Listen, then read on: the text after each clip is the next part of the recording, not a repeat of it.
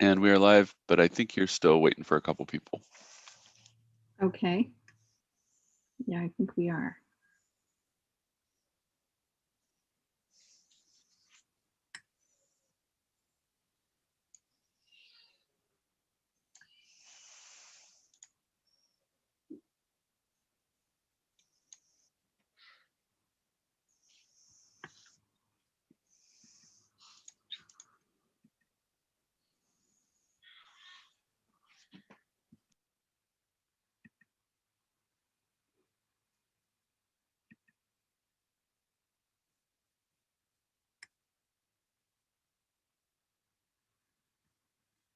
Okay.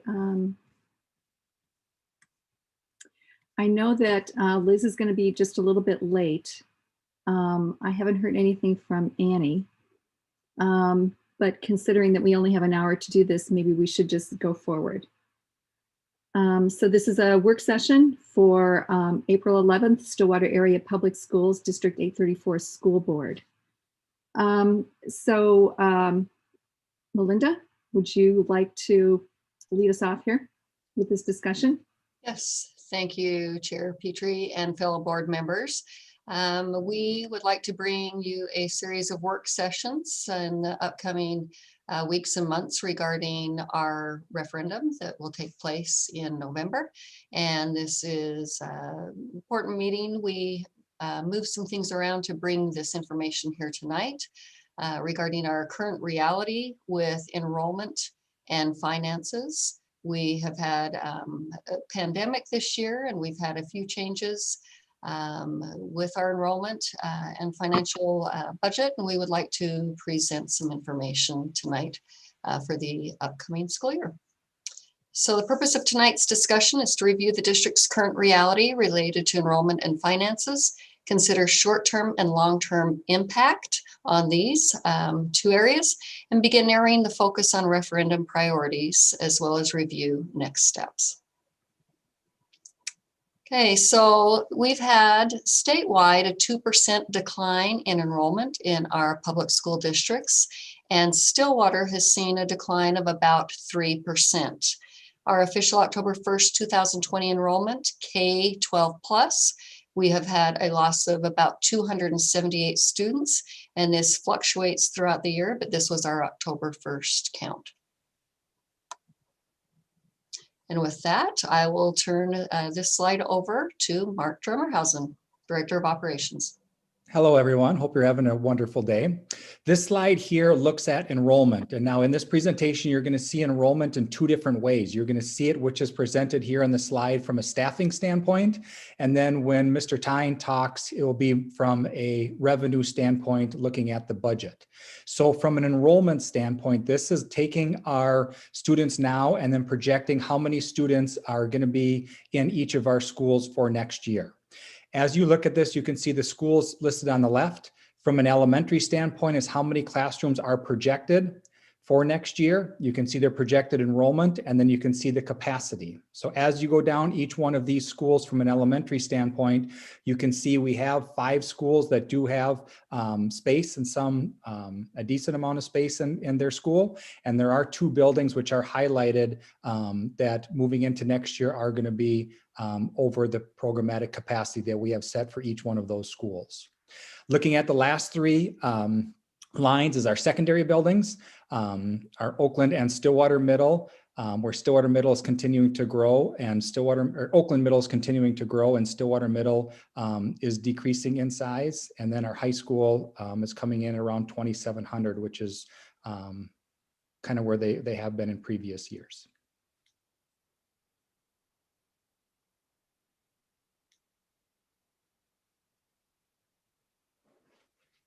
I apologize. Bear with me a moment.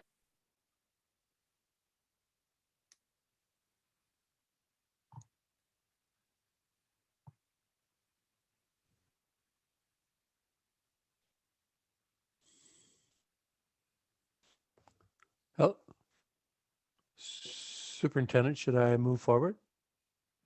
Hey, I would like you to take this. This is Director of Finance, John Tyne.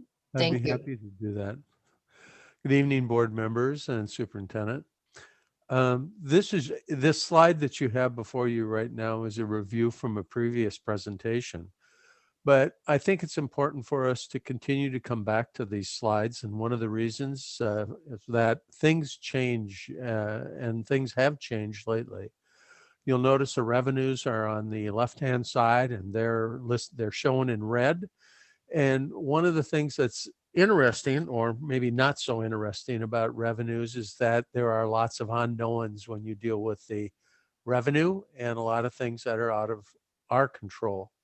You notice that how much money we receive is really at the whim of the state legislature.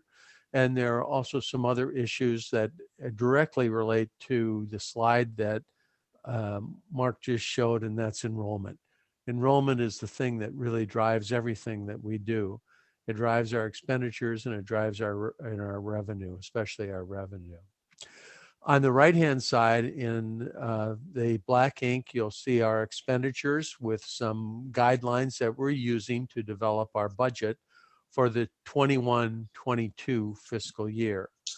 The estimates put together are rather conservative, and that is an effort to make sure that we don't find ourselves put in a position that's uncomfortable, or the board does.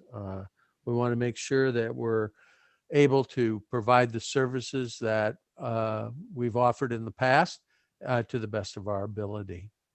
So unless there are questions on this, I just put this in there as an indicator of what we're building our budget on and to provide some background information. Carissa, could you? Oh, thank you very much. She reads my mind. I put together a slide here that has some of the key elements of revenue.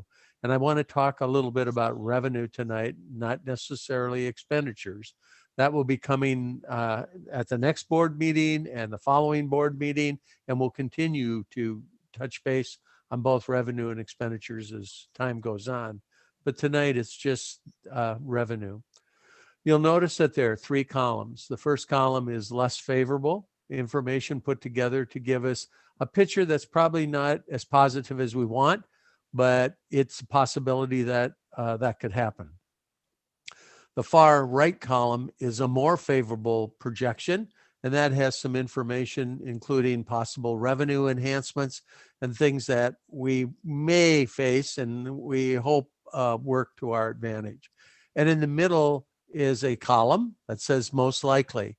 And as time goes on and as we meet, we'll be moving things into the most likely column to give you a better picture of where we're going to be.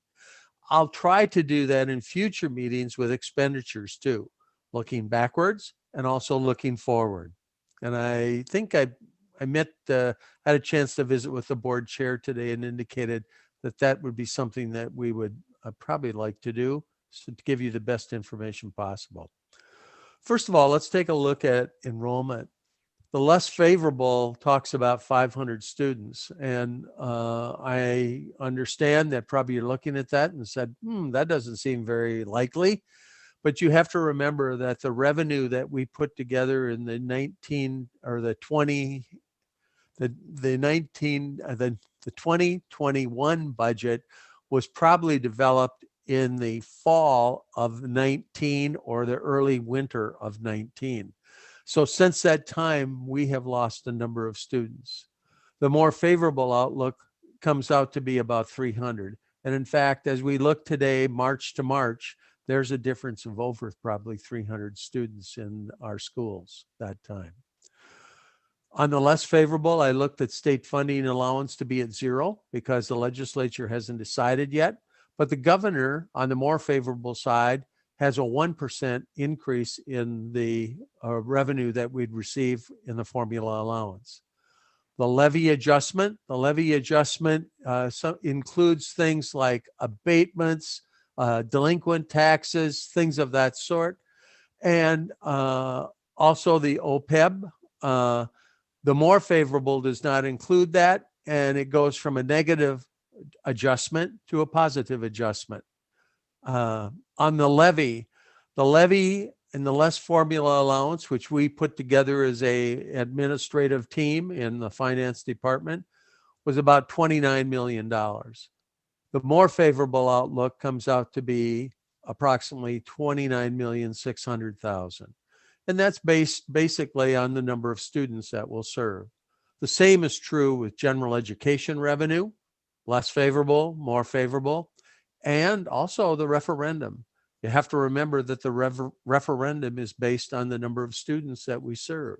So as the student enrollment goes down, it not only affects the levy, the state aid, but also our referendum. And then there's a general education adjustment, seems like a large number, but that includes the LT long-term facility maintenance reduction, the capital reduction, and also your special education.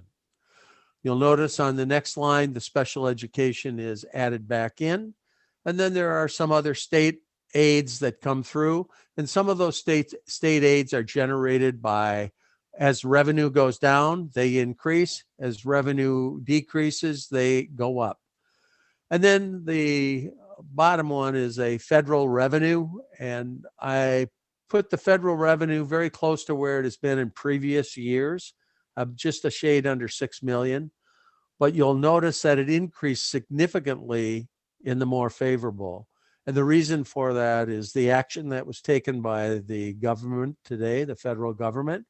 And I injected $3 million into revenue. That may be conservative, but we think that there is going to be, we know that the president signed a bill that has $160 billion in K-12 revenue and enhancements. So we think we're going to get a good share of that, and it'll flow through the states to us. And then other revenue, conservative estimate, about 5 million, more favorable, about 5. That takes us to a total revenue on the less favorable line of about 104 million and the more favorable about 110. Now there's a way you can double check that very, very conservatively and easily. If you take a look at the revenue that we projected last year, was around 113 million. If you take the number of students that we lost, which is probably more favorable, about 300, you times that by about the $10,000 that you receive per student, that's about $3 million. If you subtract the 3 million from 113, you're going to be about 110. Now, those are going to fluctuate periodically during the year, and I intend to keep the superintendent, the cabinet, and also our board up to date. And I know that Matt has indicated that we're going to have a finance and operations committee meeting down the road, and we'll update the committee on the standing at that time also. Let's see, Clarissa. Oh, the budget timeline. Now, I'd like to just touch base on that very briefly. And it's just a reminder to the board that we're going to be coming back to you. Tonight, there's a shared current reality with the school board. And it's basically to say, you know, there's information that you're going to need to make the best decisions that you can, and we want to make sure you have it. We're going to continue to refine our revenue projections. We're going to share budget worksheets with the building departments. In fact, that has already happened, and budget information has gone out. I will bring you an update on the 24th with the superintendent and board chair's approval. And then we look in April to come back. Budgets are due back to the finance department, provide a budget update to the school board. It could be at a special meeting, or it could be at the meeting on the second meeting in April. In May, we have a review of the initial 21-22 budget, which will be an overview of the entire budget at that time. A draft will be presented to the school board in May, and then we'll determine if any adjustments need to be made. We'll have better information. Remember, the legislature meets until into the mid-May or later, and we'll also get some information on what's going to happen with the new COVID funding. The goal is to have a budget, a preliminary budget, to you on June 10th for approval. And remember, the goal is then to come back in October where when additional information is around or available, we'll present that to the board and update the budget into a final document, which you will accept, hopefully, in October, or I'd say probably in December, right around the audit time. And then we'll be prepared to move forward and look ahead to 23, 22, 23. Wow, that's getting out there pretty fast. The years tick by. So I guess I would stand for any questions that you have as board members, and I would be happy to try to answer those. I know this is going to be on the agenda also tonight. Mark, would you like to take the enrollment next steps? I believe this is Melinda's. Yep, I can take this. Oh, I'm sorry. We're Excuse me. good.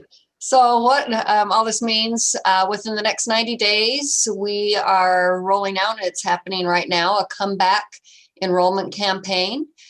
We are sending out postcards, and thank you to our communications department. They are the cutest postcards you've ever seen, with ponies on them, to families that have left. We are also going to be making personal phone calls to families, checking in on all of the students that have made other choices this year to see if they're coming back and what we can do to bring them back. And we will be providing creative scheduling at some of our crowded buildings. We are in a good spot right now, but if we do have more students or a significant amount of students come back, we will need to be creative about that. Within the next 12 months, we'll have programmatic considerations. During the summer, we do have specialized or site-based programming at some of our schools, including we have a medically complex program at Lake Elmo. We have the GATE program. We have a DCD program at Rutherford, EBD program at Stonebridge, and ASD at Lily Lake, as well as some other programming. We want to look at all of the programming within our buildings to make some decisions about that. And then we will be looking at boundary adjustments starting this fall, moving into the winter for the following school year. Long term, we need to take a look at our facilities bond with 2022 or beyond. We do know that we have space issues, space needs in the southern part of our district. Our district is 35 miles long, but most of our student population is on the southern end, particularly Oakland Middle School, Brookview Elementary, as well as Lake Elmo Elementary School. With the financial next steps, John, I will let you take that part. Within 90 days, we'll be matching staffing to enrollment, and I believe that we've already discussed that with the board a number of times, that with fewer students, there's going to be, fewer teachers in the classroom. We are blessed as a district in that we're in a situation where we hope to do that without disrupting as few lives as we possibly can, staff-wise and student-wise, and to provide the service that we can. We're going to be looking for all the efficiencies we can and cost-saving ideas. And a lot of things will change in a very short time, considering the things that we don't know that we will be learning very quickly. And then the top priority for the district, and I think for the board and for the community, is to make sure that our levy is renewed, and that there may be either an increase in the levy or an additional tech levy, which would provide some relief to the general fund. And so without that, it would be, you just looked earlier at the slide, it would be a significant reduction in the revenue to the district, and it would be, I'd say, catastrophic.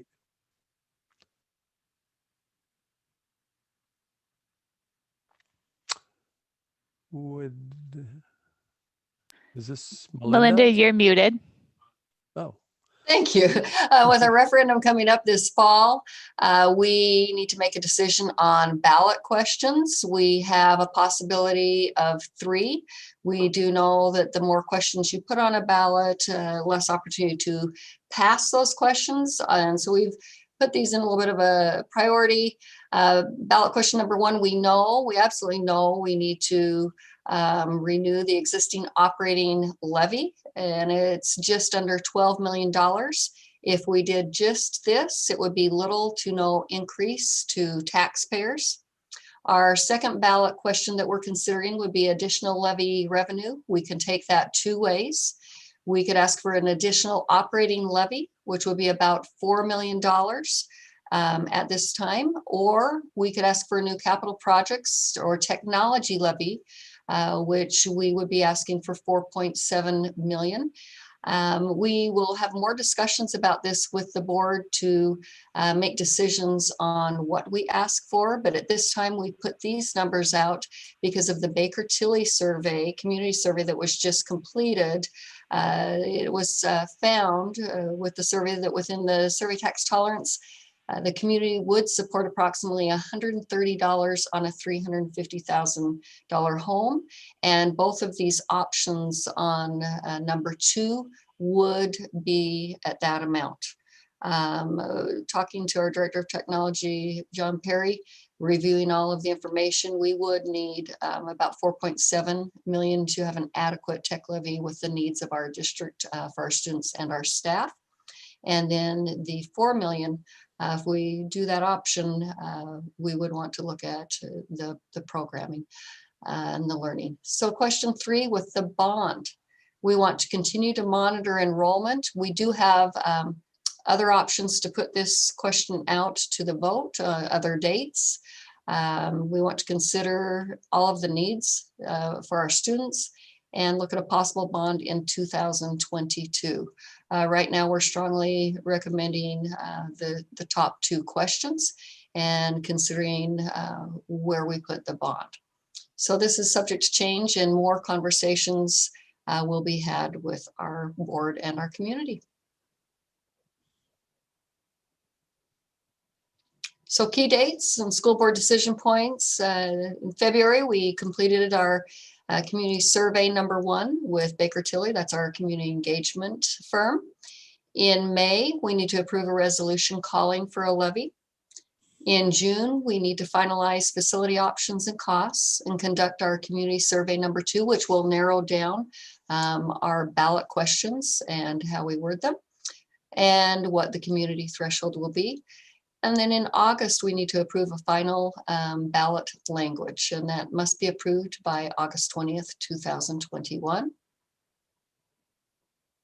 And with that, we are open for questions. We wanted this to be a work session at this time, so we had adequate time to answer all of your questions during this time. We will be taking this same report, hopefully briefly, through tonight's board meeting as well, because we want to make sure the public has multiple chances to view this information. Okay, Matt, go ahead. Just looking at the levy questions, the second question, why is it 4 million if we just add it to the levy, but 4.7 if we do a technology agreement or a technology levy question? What's the difference? Would you like me to answer that? Yes, please.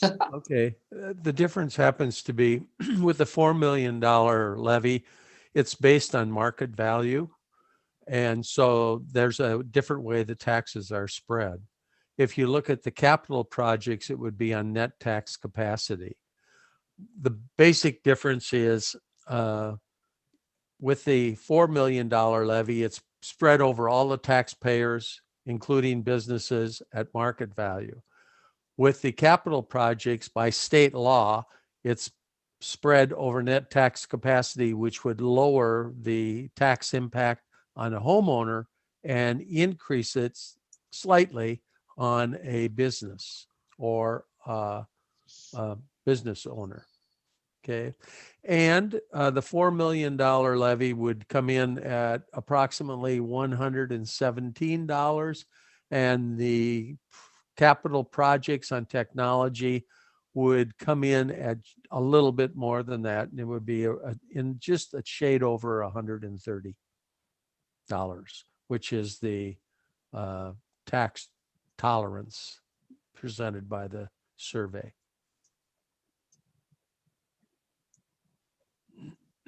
Okay, further questions?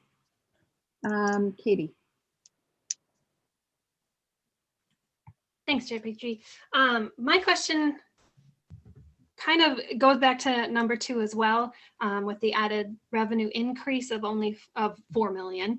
And then thinking about if we are asking for more money from taxpayers and renewing this levy, what have we done in terms of assessing our programs to ensure that if we do ask for more money, we renew the levy, that those programs will still be intact? And that kind of circles back to a previous slide talking about the enrollment next steps, and talking about the 12-month programic considerations won't start until this summer. For me, unless I'm misunderstanding what that is, to me, it makes more sense if we're looking at that a little earlier, assessing our programs, and then figuring out the price tag for keeping things as they are. Okay, the programs that we're assessing would be the site-based programs and looking at, should they stay within a building or should we shift them to another building? Programming for the levy, we're talking probably 2 different things. That would be our professional development. We know that we made cuts on that around 950,000, and we have not put that back. In future meetings, we will be coming up with lists of programs and costs that we need, because we do need a lot. And you have to also take into consideration, this was approved in 2013. Things are more expensive if you take inflation into this as well. Sorry, so just a quick follow-up. So then is the 4 million the number that is required for keeping programs as they are? Is that how you arrived at that number, or is it purely based on doing the calculation from the survey? That's just throwing that out there from the survey at this time to give you an idea. Some districts, and the community would support that. Some districts, if there's more need, you have less chance of passing, but sometimes the districts feel that the need is there, and they will go out for that. They'll raise it. But you have to make that decision. I mean, it's, you know, how high of a chance do you want that levy to pass? I guess my question is, like, what do we actually need for our programs? To fund them, to continue funding them into the future at their current levels at the bare minimum. I'm guessing that that's going to be more than just renewing this levy. Do we know the number, the price tag that would be? And is that anywhere near 4 million, or do we really need to be looking at what that price tag is before asking for a tax increase? Now, we'll bring more information to you with all of the individual programs, but take into account we cut about 2 million during our last round of cuts. And if you're looking at programming like Pathways, that is just in its infancy. The school board did approve the FTE or the staffing for that, but we did not put the funding behind it. Right now, for instance, we have 1.8 FTE in Pathways that we'd like to grow. An average teacher, when you take into insurance benefits and everything else, is about 125,000. So just for a couple of positions, that's a $250,000. And we want to grow programs like that. So we can bring a longer list to you. We can have a really long list, but we're going to have to prioritize because the needs are there. Okay, thank you. Tina. Thanks. A couple of questions, or one comment first. I know I've said this in another meeting prior, Melinda, that our PD that we had initially before the cuts was at 4%, which is 2% above what the state mandates. And so we were over in that cost. So I think it's in the times such as this, we need to be careful about inflating the PD dollars again. And when we do PD, we have to make sure we're specific on the results we're looking to achieve. So that piece needs to be very careful. I know I've heard staff members say that they would rather have PD that affects them or impacts their classroom directly than other things. But second of all, I was wondering if I could get the numbers for, and this would probably Mark, Brookview and Lake Elmo, the numbers of those that are there open or alternate enrolled. And I don't need it tonight, but that's something I'm interested in. Just point of clarification, you're saying currently this year, the K-5 kids who are open and alt enrolled, is that what you're looking for? Currently this year, and then if you're projecting any of that next year. Thank you. Okay, any other questions? Allison. So I had a couple, and this is just, I know that this might come later, but I think for the community's benefit, it might be nice to understand exactly what 4.7 million for a tech levy what that would look like, what that program would look like. I know that's not what tonight is for, but I just kind of wanted to put that in there. I want to just concur with Director Hockert and just say that what I really want to do, I think when we talk renewal in most people's eyes, like when I'm just talking to people in general, they assume that renewal means we're going to maintain what we're doing today. And so I just don't, if it's a financial renewal, that will result in cuts. We know that. And so if we're just going to make the decision as a board to just financially renew the levy, I think we need to be open and honest about what that means in terms of cutting. Or my preferred option would be to at least consider exactly what a renewal of our current programming today is.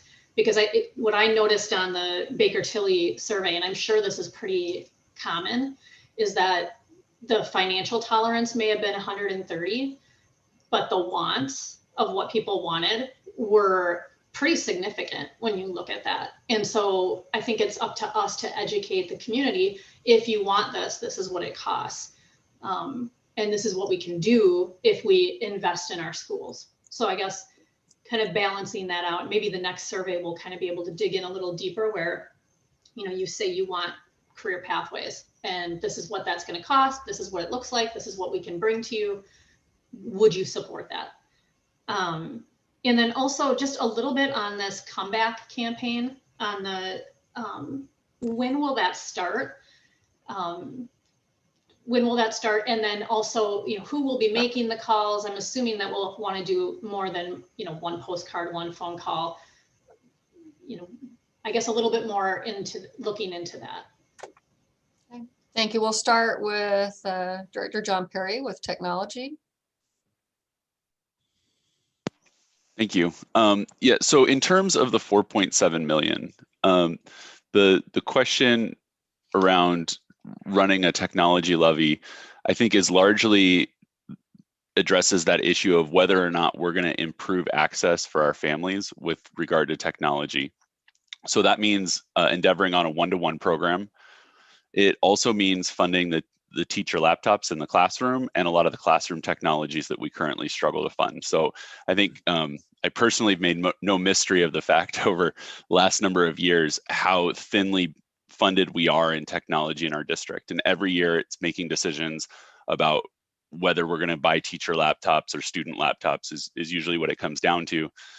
Meanwhile, we really struggle to address our aging classroom technology where we have 10-year-old Promethean boards and projectors in a lot of places. So there's a large need there. So baked into the 4.7 million is essentially the 1.3 million that we currently spend on technology today. That's what has been our budget for the last number of years. Approximately 1.5 million that's spent on technology support staff, classroom support. That's our integrationists, the folks that repair the technology, people that work in the server room, that support our student information system, et cetera. And so that's currently what's spent. And so that's the first 2.8. And if we passed a technology levy, then that 2.8 would go back to the general fund and go into the curricular program. In addition to that 2.8, there's 0.3 million or around 300,000 for additional staffing in order to run a one-to-one program and continue to offer family support. We will need more staffing. There's about $300,000 for staff computer replacements, somewhere between $700,000 and $1 million for the Chromebook program. We used to budget this as an estimated cost of about $700,000, but since the pandemic, prices have gone up so much, I'm not sure that we can. In fact, I know we can't fully fund a program for what we thought we could before. And then the remaining 0.3 to 0.6 million would go into that classroom support and infrastructure upgrades. So new displays in classrooms, wireless upgrades, and other things we need to support the technology that we put into the classroom.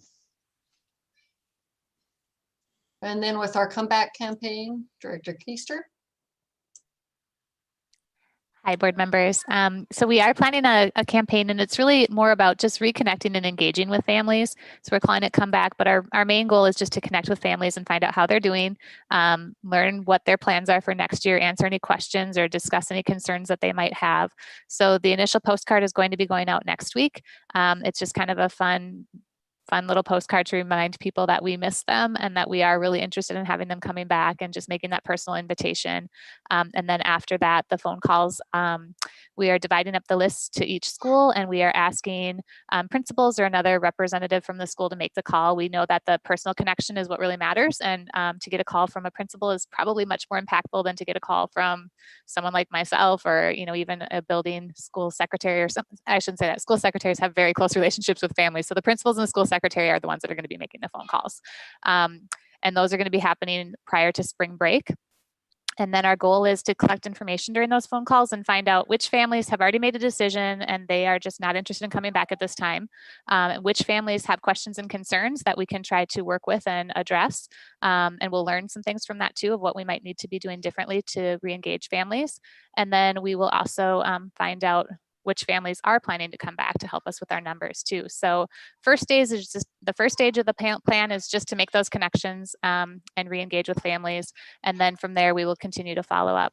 Another thing that principals will be sharing with families as they're talking to them are different options that they might have, especially at the secondary level. If they're not ready to come back full time, we do have options for them to take a class here or there. We are trying to, you'll learn more about this as far as online options. While we probably won't have a full online program next year, there might be opportunities for certain classes or things that people can still stay connected to the school district in some fashion. So a lot to learn, and that's really our goal, is just to find out what families are looking for and need from us.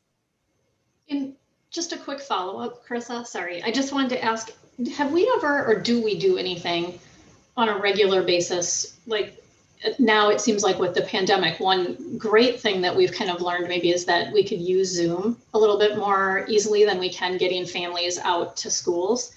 Have we ever, or do we do on a school level, invite like open houses or just come take a peek at, come talk to your principal, maybe feature a teacher or a special program, just to draw people in, that you could maybe do that once a quarter or, in the summer? Yeah, I think that's a great idea. We've talked about that in the past. We certainly do it at key times, and we do it at transition times. We do a great job with that. We have had conversations about just other school districts I know have more of an open house kind of school fair throughout the year. We've talked about doing that in the past, but haven't. But I think there's a lot of opportunities for us to consider that again moving forward. And you are right. The one benefit that has come from the pandemic from a family perspective is that opportunity to be able to attend meetings virtually.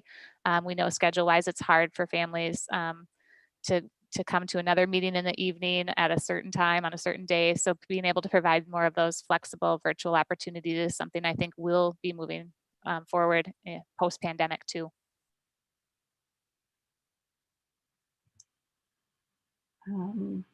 I had a question about, so it seems clear now that administration is not recommending that we pursue any sort of a bond request this fall. So I just wanted to get some clarity about that. Is that mostly just a function of the uncertainty about enrollment going forward, at the end of this pandemic? Or are there any other reasons? I'm sure some of our families, like in Lake Elmo, would be interested in finding out what sort of a pathway we're on with that. Yeah, we will be continuing to explore that. We know we need to address the space issues. We know we can relieve some of that with boundary changes, and that's always very tough for families to go through. But we do have a lot of space in our northern schools right now. We want to also see what our enrollment looks like. If you look at losing right around 300 students, you know, we have an elementary school that's about that size. That's a lot of students, so we need to assess that. We also know that it is absolutely critical and necessary that we pass that operating levy. And we need more than just the renewal for our programming for our kids. And it's been recommended by the community engagement firm. When you have the 2 questions, you have a much greater chance. That bond, throwing on that 3rd question, it could be a lot more difficult. We also know with the tech levy, we are one of the very few metro area districts without one. And this pandemic has shown that that technology support for our students and staff, that is critical as well. The operating levy renewal is do or die November 2nd. We need to get that done, but there will be multiple opportunities to take the bond projects out to voters after that date. Okay, thank you.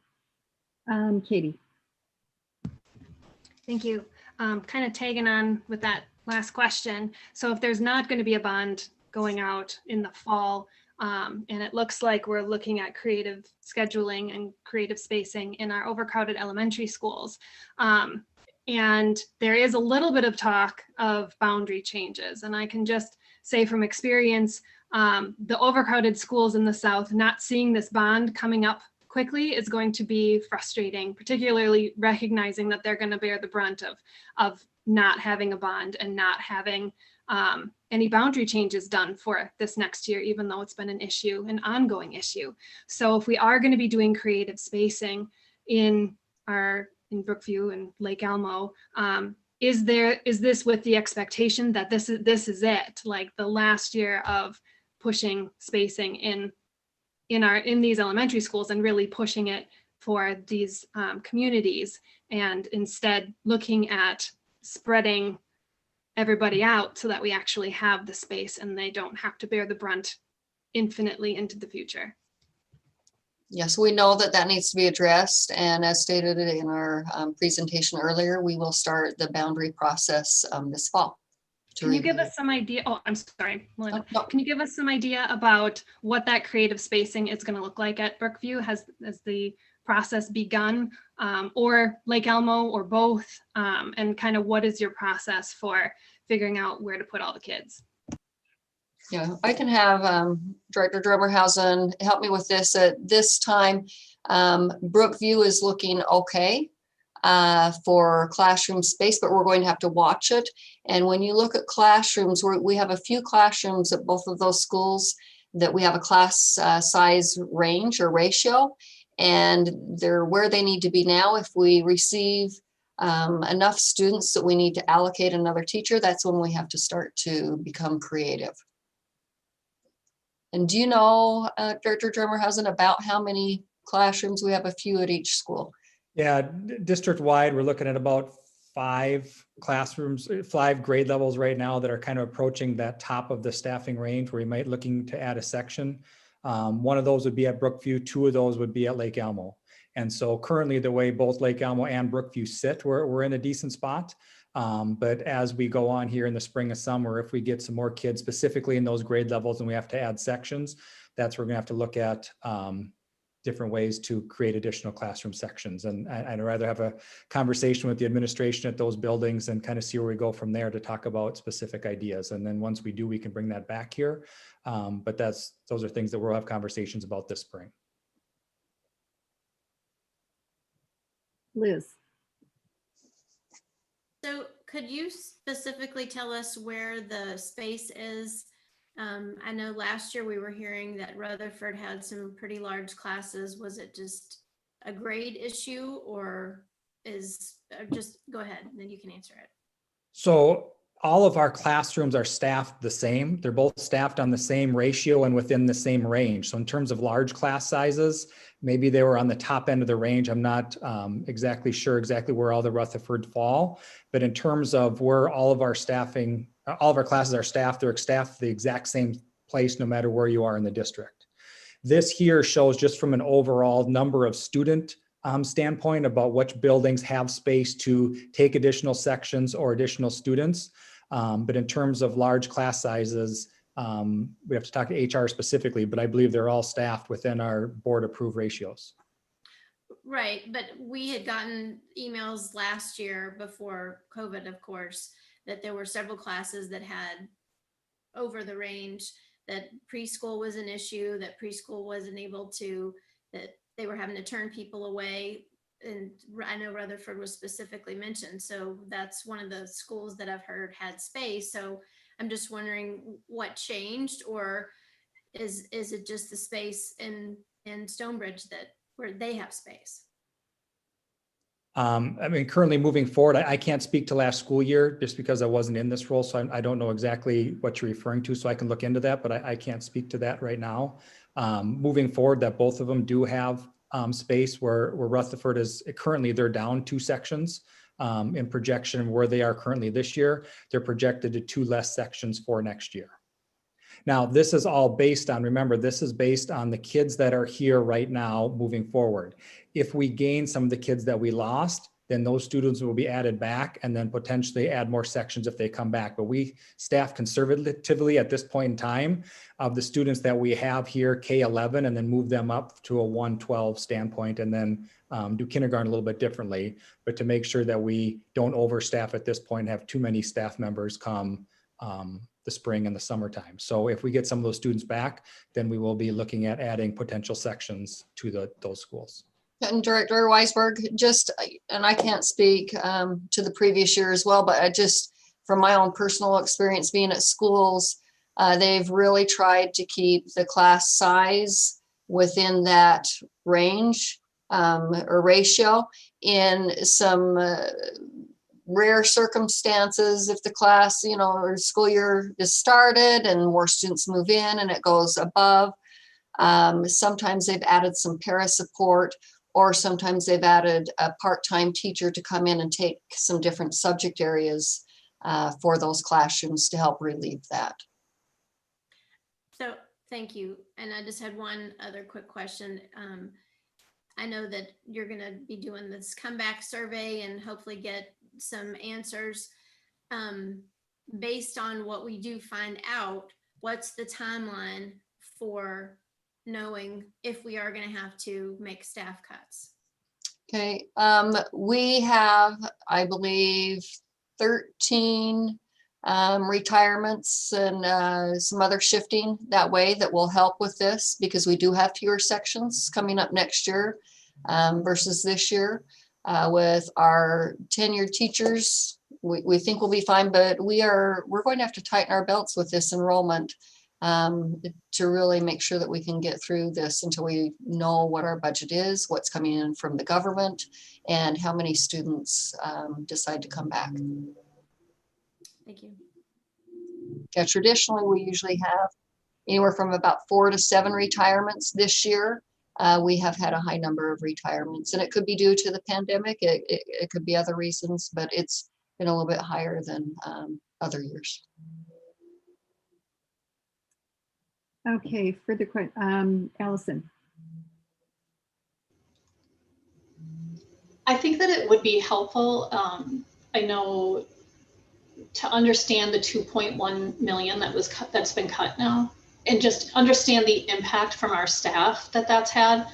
I'd love to hear from the staff saying, hey, those cuts were okay, we handled those. But of those cuts, my gut is that curriculum and professional development have had some impact. And so to understand what that impact is, so that when we're making these decisions, we know the reality of that impact. I mean, I know professional development being cut has hindered some of the rollout to our new curriculum that we purchased for literacy. And so I just want to make sure that when we're making investments in curriculum and professional development, that we have the money there. So maybe just a work session kind of around what went okay with those budget cuts, and what did staff feel we need back. I think that would be helpful. And then also, if we are changing boundaries, are you still thinking, are we at all, is the whole conversation about Brookview expansion, is that something you're looking at as a staff if it's needed? Are we thinking maybe we'll wait, go out? I know we can get a bond in the spring. So maybe we wait until the spring, but I do get worried that our creative spacing continues to be at our two most diverse school communities. And that's a bitter pill to swallow here. And so just kind of kicking the can down the road is not something I'm interested in doing. So I guess I just want to put that out there. These will be further conversations that we'll be having. And as stated earlier, we do know that Brookview needs that expansion. We do know it's been recommended that Lake Elmo needs to be rebuilt. And we do know that Oakland Middle School, the feeder school for the southern end, is going to be overcrowded too. So these are going to be continual conversations that we'll have this spring, and we want to work together collaboratively to make the best decisions possible on when we make those decisions on the bond. Okay, any further questions? Allison. If we're changing boundaries next fall, it would be interesting to see that process laid out, that timeline. But do you factor in, I was just kind of curious because we are talking about the levy and boundary changes, and I'm assuming at that point students are being bused maybe to different schools than they are now. How do you factor in those any potential increases in transportation? I know we're a heavy transportation cost district just because we are so long. And does that need to be accounted for in a levy ask? Yeah, we're going to have meetings on all of that, and we're going to have to run the numbers on everything. We're just not to that point yet, talking about the transportation costs. Okay, thank you. Any other questions? Comments, anything? Oh, sorry, Annie. Annie? Oh, I think you may have frozen.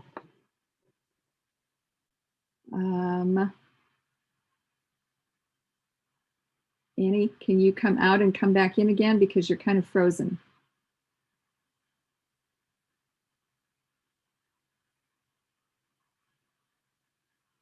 All right, there you are. Go ahead, Annie. I'm sorry, I'm having some technical difficulties here with my connection. I wanted to, Director Sherman just said something that really, I think Melinda and the team here we need to pay attention to that. This is something we've known. The kids at both Brookview and Lake Elmo, it's not as if we haven't known that. We've known that now for years, that this is happening. And the mere fact that we're not ready to support them, to me, is disheartening.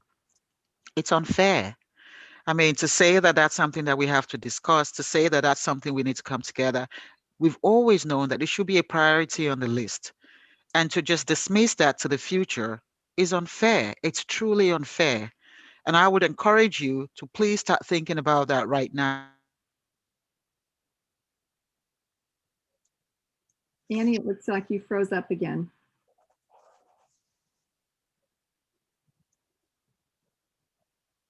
Annie, you may need to go out and come back in again. Right here in the district. Okay. And to push that out and to put that to, sorry, can everyone hear me? Yes, we can hear you. Yeah, to push that out and to say, oh, that's something we need to have further discussions on is unfair, especially with this pandemic, especially with all that's going on. We still decide to move these kids to the future with.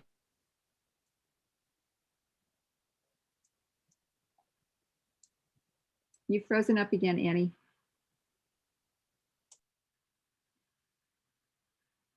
Wi-Fi is not working tonight too well.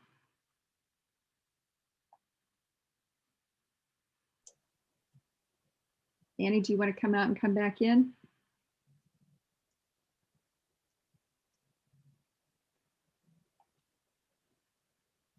have the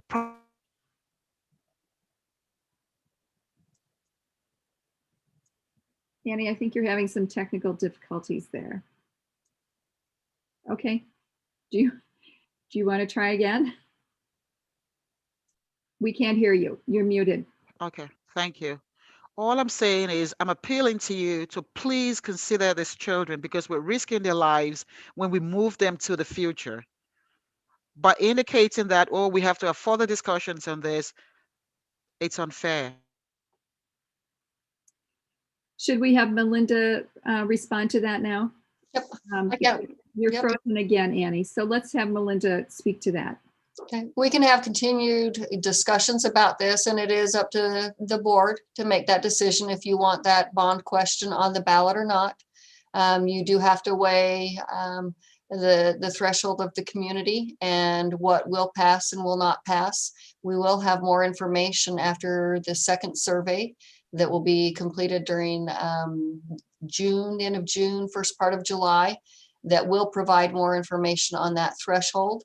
And the school board can make that decision with us to add that bond question, or you can make a decision to put it on another date. And there are dates that would be in the near future as well. So this is all up for discussion, and we'll continue to bring you more information so we can make the best decision possible for our kids. The near future is not going to help. That's what I'm trying to say here. It's wrong for us to be talking about near future when we know that these kids are. Annie, you're frozen again. I'm going to call on Matt now. So, I'm in complete agreement that we need to definitely add the classrooms onto Brookview and we need to replace Lake Elmo. But in the meantime, it would seem like the boundary issue might be more of concern. And there is room in some of our schools up in the northern part of the district. It would seem to me that the sooner we get that done, the better, so that we can alleviate some of those issues for the time being, at least. And that's a tough thing for families. We know that's going to be hard on them. But it's something certainly that we need to do so we can create some space at Brookview and at Lake Elmo. Just a comment. Okay. I really, yeah, I'm frozen. I'm going to have to probably just use my phone for this. Can you hear me? Yes, we can hear you. Now you're frozen again. We are now at 3 minutes to 6, and we will need to start our board meeting pretty soon. So, Allison, did you have something? I just had the one comment is, if I understand the need to pause on facilities and just because of COVID and the loss in enrollment, but I think that if we put that question off to the spring, that gives staff time to analyze what has happened through this pandemic and verify what our needs are. So I actually do support that. I think that there's some easy things that we can be doing in a way that is going to be advantageous for our taxpayers. If staff knows that we need Brookview no matter what, when do we do that? Because I think with every construction season, those costs go up. We know that Lake Elmo is out there. That was something that was a unanimous type of an agreement on. And so I think where we can find that immediate consensus, I think that those are the ones that we need to start really looking at for the spring. But I look forward to additional detail on a lot of things. I know this is just kind of a teaser, and so it's hard. You want to get into all the details, but I appreciate this entry level information, and I look forward to diving deeper. Okay, thank you. So we're going to take just a 5-minute break because I believe we need to have that anyway to get the Valley Access streaming up. So we will meet back here at 6:04, looks like. Thank you, everyone.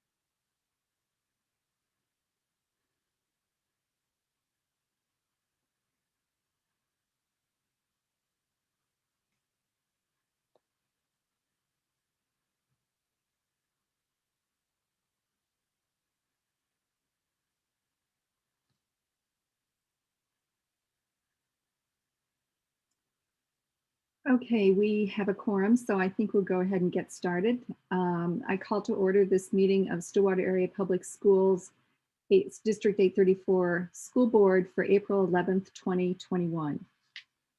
Due to the current federal and state emergency declarations, the Minnesota directive to residents to stay at home, and guidance about limiting person-to-person contact due to the COVID-19 pandemic, this meeting of the Stillwater Area Public Schools ISD 834 School Board is being conducted in accordance with Minnesota statutes 13D.021, meetings by telephone or other electronic means. Due to the health pandemic, the school board determined that it is not feasible for at least one board member, the superintendent, or the school district's legal counsel to be physically present at the regular meeting location, and that it is not feasible for the public to attend this meeting at the regular meeting location due to the health pandemic. Persons may monitor this meeting from a remote location by streaming the meeting on the Stillwater Area Public Schools YouTube channel. Okay, with that, Joan, could you please call the roll? Director Hackert, Here. Director Atkin, Here. Director Porbeni, Yeah. Director Riley, Here. Director Sherman, Here. Director Weisberg, Chair Petrie. Here. You have a quorum. Thank you. Next item is approval of the agenda. Can I get a motion to approve the agenda? Director Sherman, is there a second? Director Hackert. Great, it's been moved and seconded that we approve the agenda. Joan, can you please take the roll? Director Hackert, Yes. Director Atkin, Yes. Director Porbeni, Yes. Director Riley, Yes. Director Sherman, Yes. Director Weisberg, Chair Petrie. Yes, You have a 6-0 vote. thank Motion you. passes. Thank you. Next on our agenda is the superintendent's report. Hey, thank you, Chair Petrie and fellow board directors. This Tuesday, I was able to meet with Senator Richard Chamberlain, the chair of the Education, Finance, and Policy Committee, with 4 other superintendents, and we're able to discuss our education platform with him regarding support for our enrollment loss and support for our students with summer programming, intervention programming, and other needs. That was a great conversation. We appreciate his time. Vaccine appointments for all education staff have been abundant the past couple of weeks. At this point, any school district staff member who has indicated that they would like to receive the COVID-19 vaccine should have received an appointment. And so that was wonderful news. The appointments continue to be offered. The Minnesota State High School League, they approved a constitutional amendment this week. They approved section 211.01 of the MSHL Constitution. The amendment provides for 2 superintendents to be added to the board of directors. So this is the first time that superintendents will be able to participate. And they will be selected by the Minnesota Association of School Administration in the near future. Paula Forbes will be providing upcoming professional development for our district leadership team and our school board. The professional development will include setting priorities and equity work. Paula Forbes will be attending our next school board meeting to provide a report with more information on that. I was also able to attend the Stillwater Chamber Mixer. It was the first chamber mixer in person at the JX Event Center with our Director of Community Education, Manette Salman. And it was wonderful to meet a lot of supportive community members within our district.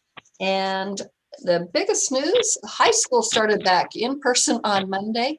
It was a great experience to be at the school at the beginning of the day and then during lunch. And I think I ran into students from every elementary school that I have worked at. All 5 elementary schools, I found students there. So they were excited to be there. And kudos to the staff that made that happen for them. It looked like it was very well organized. And with that, that is my superintendent's report. Okay, thank you very much. Speaking of the high school, the next item on our agenda is the student report. Yeah, I will start with the academic report. So like Ms. Lansfeld said, students at the high school have just finished our first week of school with in-person learning as an option. Some students have chosen to physically return to school, while many others have elected to learn online, whether that be until the end of the quarter, right after spring break, or for the rest of the semester. Although there were some concerns about safely fitting large amounts of kids into small classrooms, it seems that most classes have under 20 kids attending in person, so there is plenty of space for distancing. A large amount of students have chosen to stay online. In many classes, students are able to interact from home on Zoom, while others learn from pre-recorded videos. Students who are planning to take any AP test this spring have just received their schedules via school email. Some of the tests are located at the high school like in normal years, while some students will take them from home. Tests this year are staggered throughout the end of the school year in order to account for the modified schedules we have been having, where we only have half of our classes each quarter. So with that, I'll pass it on to Bryn. Thanks, Mara. Tonight I'll talk about sports. The boys and girls alpine ski teams performed at state yesterday. Boys alpine finished second and girls alpine finished fourth. The wrestling team won the conference title this past week and are now competing in sections. The girls basketball team won the conference title with a win over White Bear Lake on Monday. They will host Mounds View on Friday. The boys basketball team defeated White Bear Lake on Monday and will travel to Mounds View tomorrow. Girls hockey will host Mounds View tonight and travel to White Bear Lake on Friday. They are currently tied for first place with Forest Lake. The boys hockey team lost a close 3-2 game to Forest Lake on Tuesday. They host Mounds View tonight and will travel to Irondale on Saturday. The gymnastics team will travel to Forest Lake on Friday for their final dual meet of the year. And lastly, the boys swim and dive team won the conference championship last Thursday with a victory over White Bear Lake. They will compete in sections this Saturday at Stillwater Middle School. And that concludes our report. Thank you very much. So I just have a question. Can you talk a little bit more about, I mean, I love the idea that there's enough spacing in most of the classrooms now to sort of keep things safe. Can you talk a little bit more about reasons why students may have elected not to come back in person at this time? I mean, that's hard to say. I think maybe it's the fact that they feel like, I mean, it could either be because they don't want to expose themselves to any COVID risks, or they feel like they liked the Zoom system that we had going on at home. I know a lot of people kind of liked being able to learn on their own schedule, and coming into school is a little bit more effort than just rolling out of bed and then logging onto Zoom. So I think especially for seniors, that's like kind of an attractive option. As for the younger grades, they might actually have more students, but I've just noticed a trend of having very low class sizes, so. Okay, all right, well, thank you. And it's lovely to have all of our students back in classes now, or have the opportunity. I think that's just been a great thing. Okay, the next item on our agenda is recognition, and I'll turn it over to Superintendent Lansfeld. Thank you, Chair Petrie and Board Directors. I'm just going to give our guests just a minute here to come on.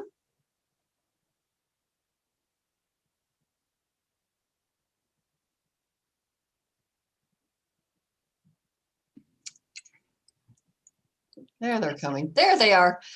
So I would like to welcome Principal Anna Wilczek at Anderson Elementary and teacher Roxy Humphrey. We are recognizing Roxy Humphrey tonight. She is now an astute children's author, and I'm going to turn the time over to Principal Wilczek and Roxy Humphrey. Thank you so much, Superintendent Lansfeld, Chair Petrie, and school board members. We are honored to be here tonight to share some wonderful news about one of our Anderson Elementary staff members, Mrs. Roxy Humphrey. Mrs. Humphrey has been a beloved 5th grade teacher at Anderson for the past 22 years. She is a devoted, caring educator who knows how to spark engagement in her students as they dive into literacy learning. And her classroom home has developed strong, positive leadership within our 5th grade student body year after year. There's no doubt that Mrs. Humphrey and teachers throughout our district have been working so hard to care for students and keep them learning during this global pandemic. Yet somehow Mrs. Humphrey also managed to do something extra special this year. She realized her goal of becoming a published children's book author. Which is a wonderful professional learning experience that she has shared with her 5th grade students. And it's also, her journey has inspired all of us at Anderson. During our readathon, we actually celebrated Mrs. Humphrey's accomplishments with a virtual book launch. For this event, our fantastic 1st grade teacher, Mrs. Jill Kostanek, captured some excellent quotes from our students. And Mrs. Kostanek has kindly allowed me to use a clip from the video that I recorded from the launch for this recognition tonight. So Mr. Perry, if you could please play our little clip, that would be great. So, when you want to celebrate a children's writer, I believe you should involve children. So here are some of the things the children who spend their day with her had to say.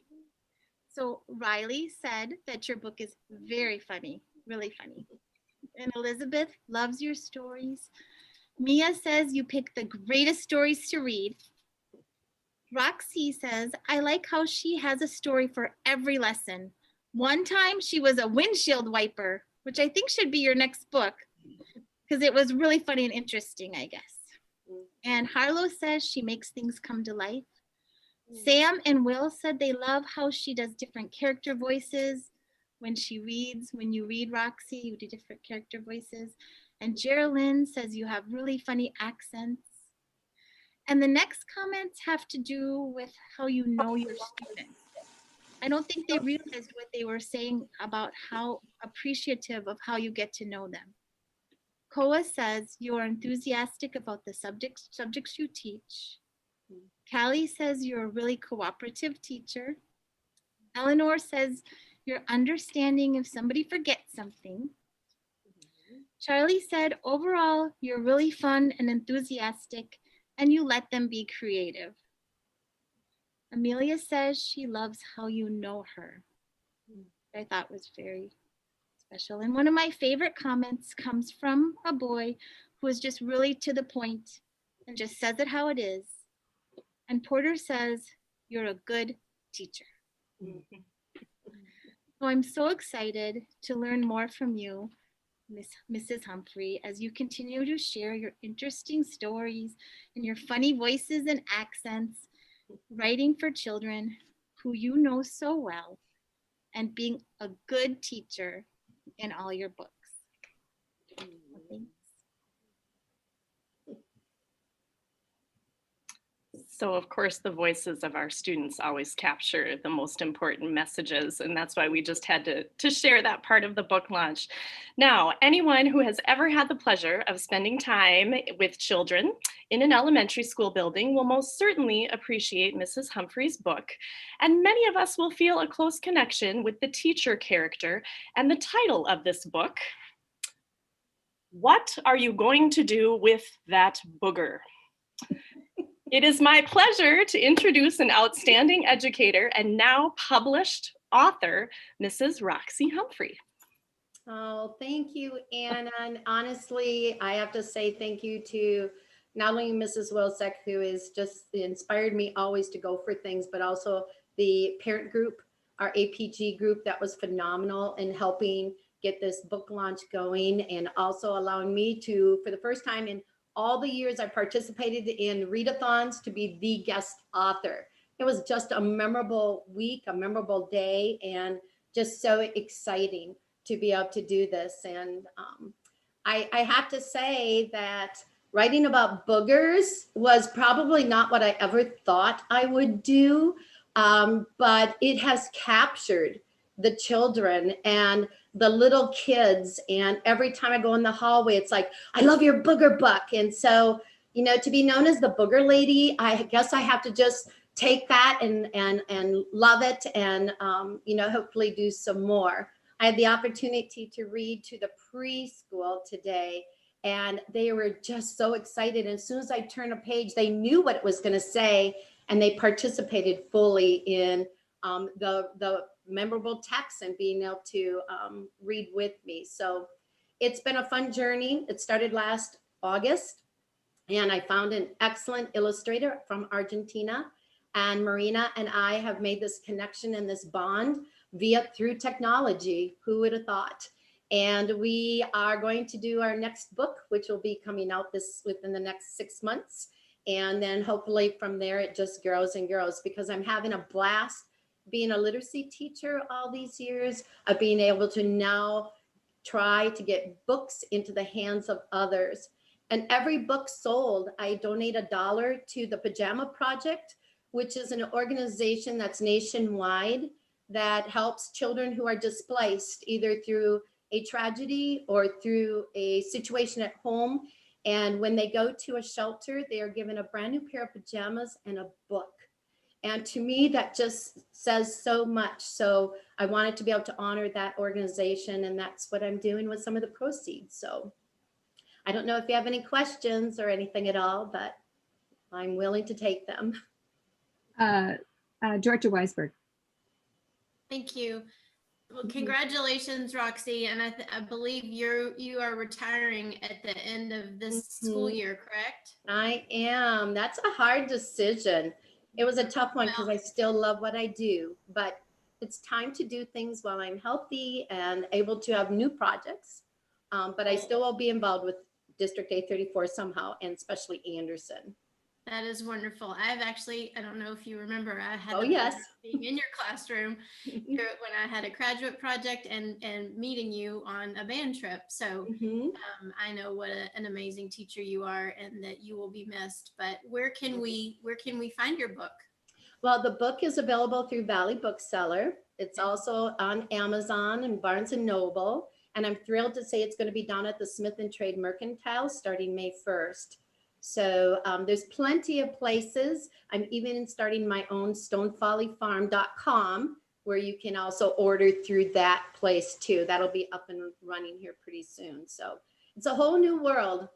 And well, congratulations. And I can't wait to read it to my preschoolers, because I'm sure you've noticed this year too, but it's kind of not, the masks have been a little bit nice. You don't see as many boogers. Yeah. But congratulations. Very true. Best of luck to you. Thank you, Liz. Yeah. Director Hockert. Thank you. Congratulations, Roxy. That's super exciting. Can't wait to read your book. I'm just curious, has your experience and professional background as a literacy coach informed this book? And if so, how? And also, how'd you come up with that lovely title? It's pretty catchy. That's a really great question. Of course, anytime that you are a literacy teacher and you're exposing your students to great genres throughout your time with them, you always are looking for the books that capture their attention, whether it's a great story or a strong protagonist or something that has to do with poetry. You know, you're always looking for that. So that kind of made me want to be a writer. Was, could I do that myself? And this story started because at Anderson, I used to have my classroom on the second floor. And when I was coming down to the copy room, I overheard a kindergarten teacher say, "So what are you going to do with that booger?" And I stopped in my tracks and burst out laughing. And then I thought, what would a child say to that question? And so that's how I came up with the title, and then just was running through my head as to what would be funny ways that would capture kids' attention for this little child, and what he had to do to learn what not to do with the booger. And I have 5 children of my own who all went through the school district, and one of them's name is Mason. And Mason was a booger picker. He's going to love it that I'm sharing this here. But he was the first one that said, "Mom, if you're going to write that book, you have to name the child after me." And I did. So, Well, thank you so much, Roxy, for coming here and talking to us about your book, and congratulations on that. I just have to say that, you know, in my work with the partnership plan, I know very well how creative Roxy has been over the years and what an amazing teacher and how beloved she is. And so really appreciate everything that you have done for students, and we are going to miss you so much. So, you know, I hope you will find ways to engage with the students, because you will be missed. So thank you very much for coming here tonight. thank you, Bev. And of course, I will always have my heartstrings tied to District 834. So thank you for all the opportunities too, and everything that the partnership plan has done for us. It's much appreciated. So thank you. Thank you.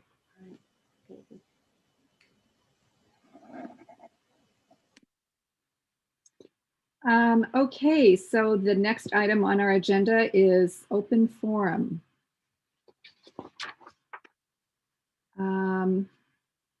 I think we have one speaker tonight. Is that correct, Carissa? Yes, that is correct. Okay. So I am going to go ahead and read our little notice here that we need to read. School board meetings will be held electronically until further notice. If you wish to speak to the school board, you will be able to do so at the start of the school board meeting during open forum. A sign up for open forum speakers is available online on the board webpage from 3 to 4 p.m. on the day of the meeting to provide time for instructions to connect to the meeting to be sent to speakers. You may sign in only for yourself, not for other individuals or groups. The order of speakers will be established on a first come, first served basis. Due to time limitations, we will limit the number of speakers to 15, with each speaker receiving 3 minutes. You will need the ability to join the meeting electronically, either by phone or online.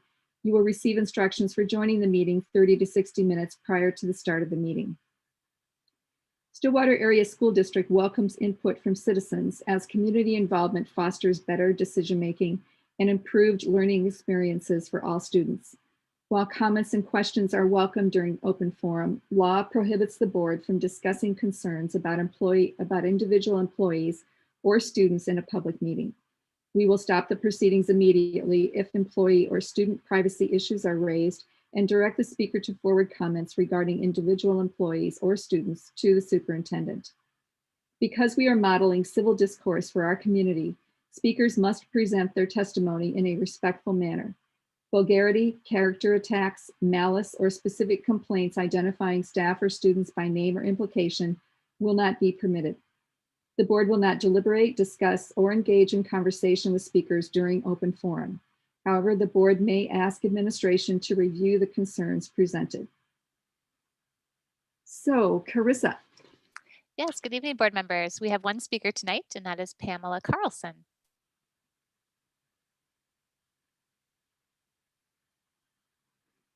Hi, Pam, can you hear us?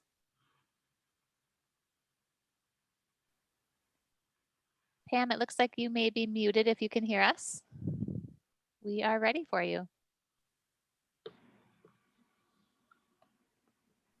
Can you hear me now? We can. Hello, Pamela. Hello, Carissa. Good evening. Good evening, everyone. I wanted to go ahead and thank the students and staff in our district.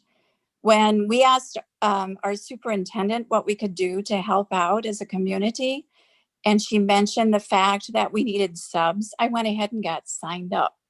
And because of that, I've had some really excellent experiences in our schools. So with that, I do want to encourage anybody that's interested in being a sub to certainly jump in and help out. I certainly want to thank all the students and staff for being so supportive of a newbie sub. It's been absolutely marvelous. And so really, thank you. I look forward to coming back into one of the elementary schools tomorrow. And I really just wanted to take a moment to thank everyone. Good night. Thank you. Thank you, Pam. You're welcome. And that concludes our open forum. All right. Thank you, Carissa. We will move on to the consent agenda, which includes minutes of February 25th business meeting, minutes of March 4th closed meeting, disbursement register for February 27th to March 12th, human resources personnel report, and type 3 district vehicles. Director Riley. Sorry, could I pull A, please? A. Mm-hmm. Okay. A small adjustment. Okay. All right. Director Weisberg. Thank you. And I'd like to pull D, the human resources report. Okay. Thank you. Anything else? Okay, then I'd like to entertain a motion to approve B, C, and E. Director Onken, is there a second? Director Hockert, thank you. It's moved and seconded that we approve items B, C, and E of the consent agenda. Joan, can you take the roll? Director Hockert? Yes. Director Onken? Yes. Director Porbenny? Yes. Director Riley? Yes. Director Sherman? Yes. Director Weisberg? Yes. Chair Petrie? Yes. You have a 7-0 vote. Great, thank you very much. Director Riley, would you like to speak to item A, the minutes of February 25th? Absolutely. Just a minor typo on page 12. In the member reports, I attended the SEE general meeting, not the letter C. That's all. Okay, great. Thank you very much. So we will get that. So I'm thinking then you will then move the approval of that as corrected. Correct. Would you like to do? Okay. Yes. Yes, please. Great. Thank you. Is there a second? Director Sherman. Okay, it's been moved and seconded that we approve the minutes of February 25th as corrected. Joan, can you take the roll? Director Hockert? Yes. Director Onken? Yes. Director Porbenny?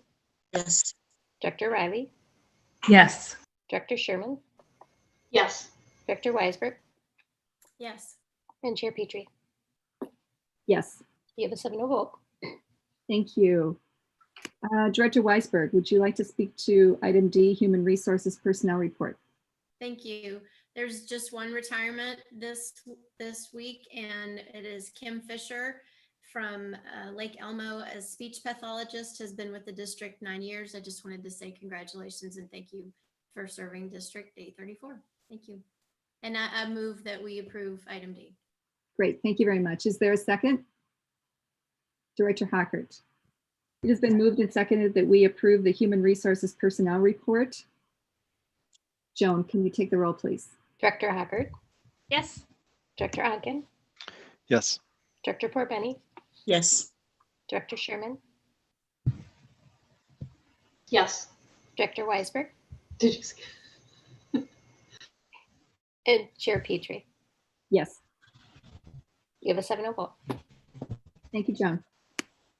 Moving on to reports, the first one on the list here is the On the Dial Learning Update, and we will go to Superintendent Lansfeld.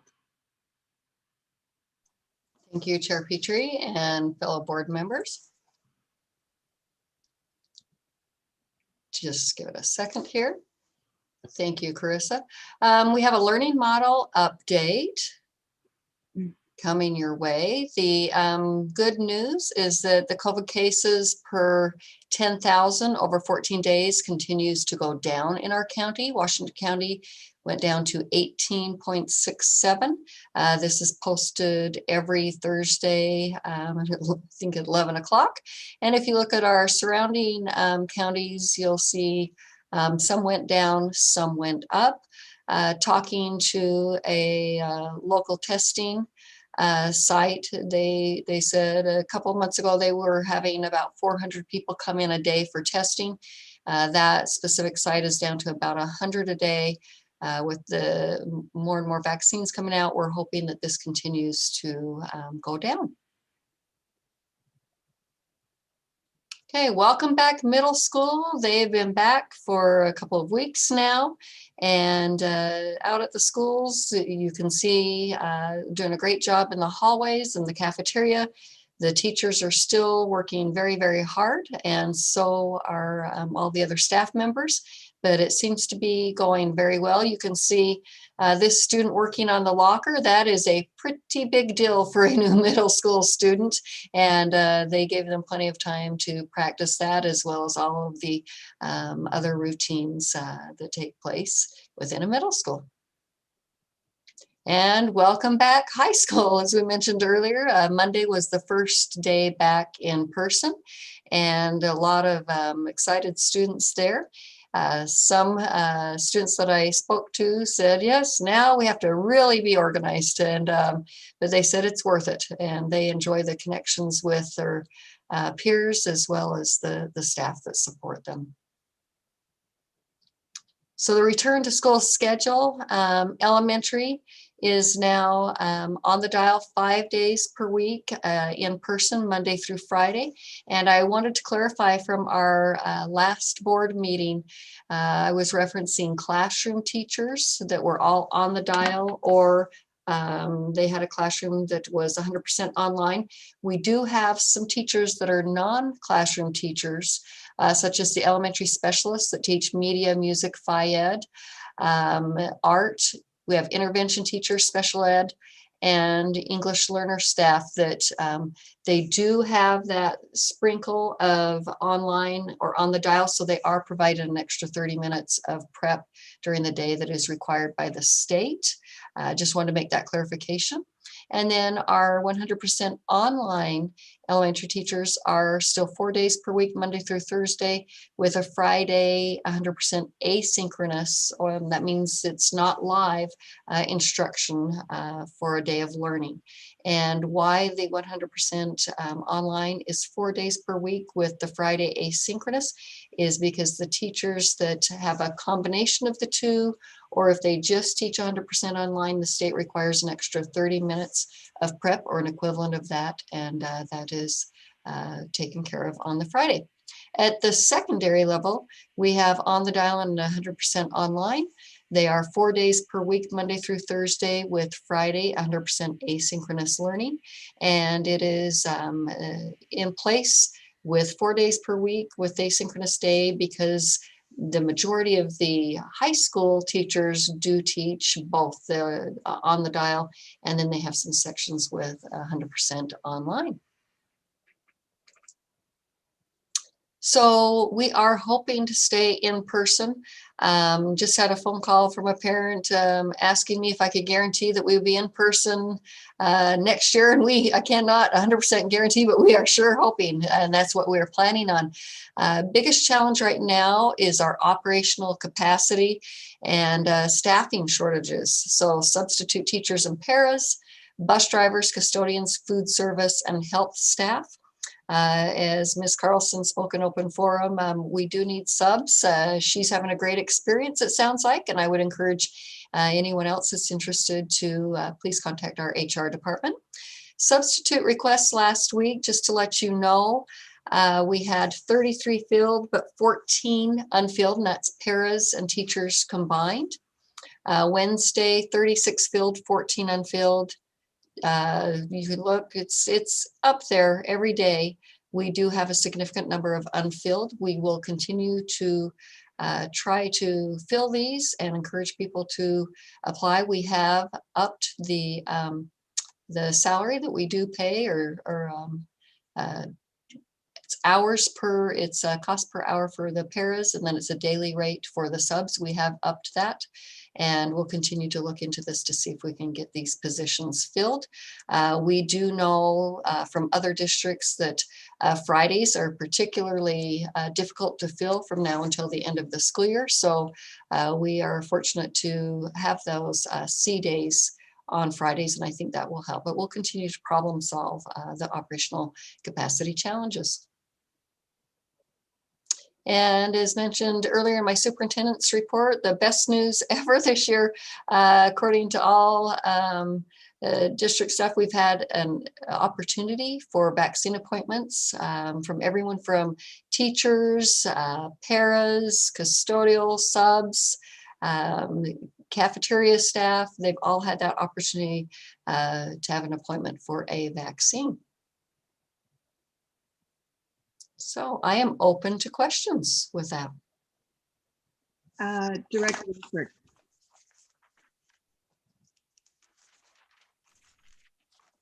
Would that be me? No, Director Weisberg, I'm sorry. Did you? Oh, I'm sorry. I thought I heard Hawker. Oh, sorry, no. Apologize. That's wonderful news that everybody has had the opportunity to be vaccinated. That's amazing. This is maybe a little bit off topic, but it's a question that I've gotten quite a bit.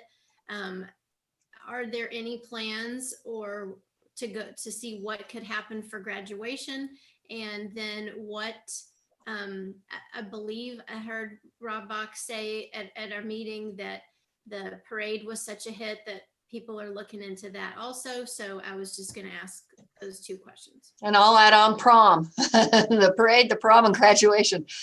So graduation, we have started discussions, and the Minnesota Department of Health, the CDC, they are continually changing their guidelines as more and more people are vaccinated. Right now we're looking at the inside venue and possibly an outside venue, but more and more information is coming our way, and the discussions are happening. We know graduation is very, very important to students and our families, and we want to make that as special as possible. So we'll continue to watch the guidelines and provide plans in the upcoming weeks, and it's coming up soon. The parade, the Stillwater parade for our graduates was a big hit last year, and the city of Stillwater has reached out. They are supporting that, and we are making plans as well.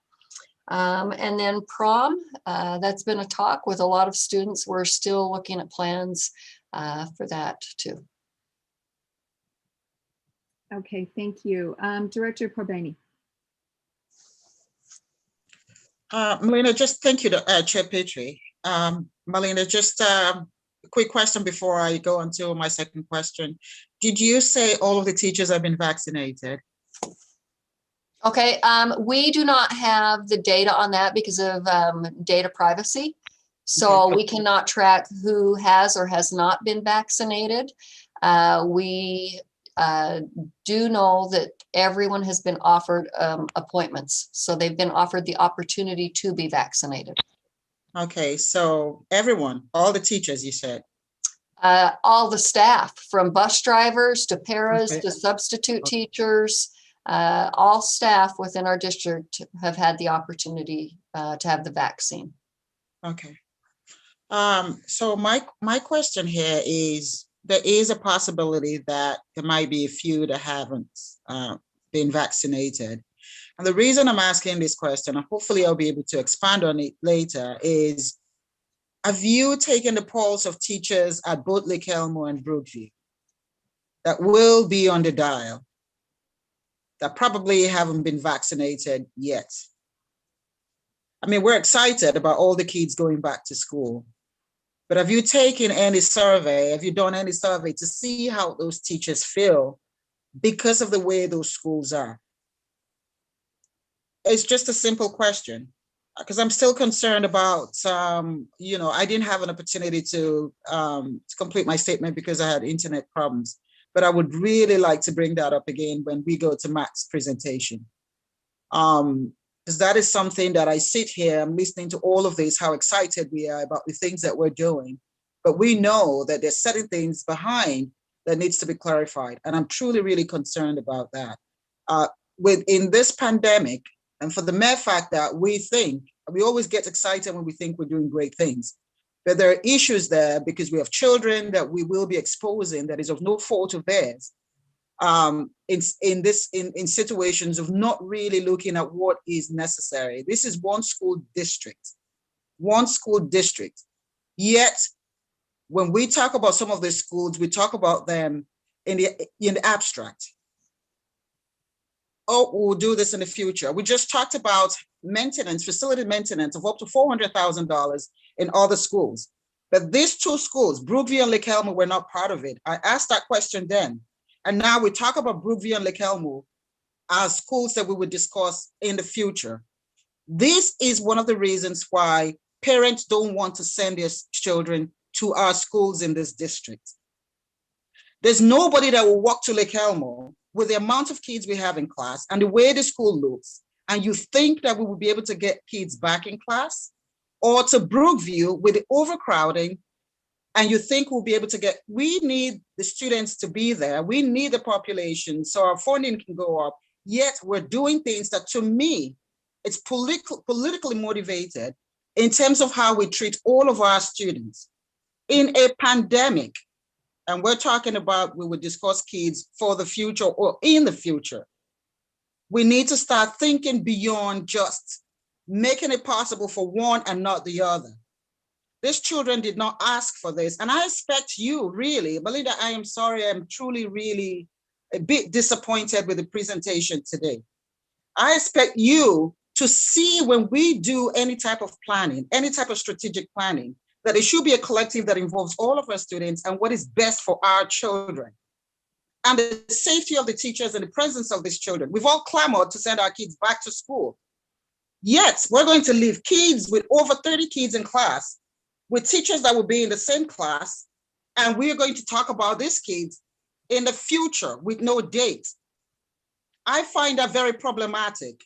If we want to bring children back to this district, we need to start thinking as a district, as one, what is best for our children, rather than keeping one side of the schools in the district to a corner and doing things for the other district. When it comes to maintenance, we have no problem in making it possible.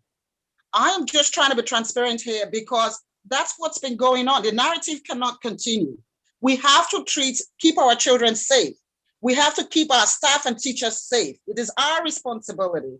And I'm hoping, Melinda, that you will go back to the table and really look at the strategy of making sure we are proud in everything that we do as a district, as one, for all of the children in this district. I'm really hoping that you will do that. Thank you.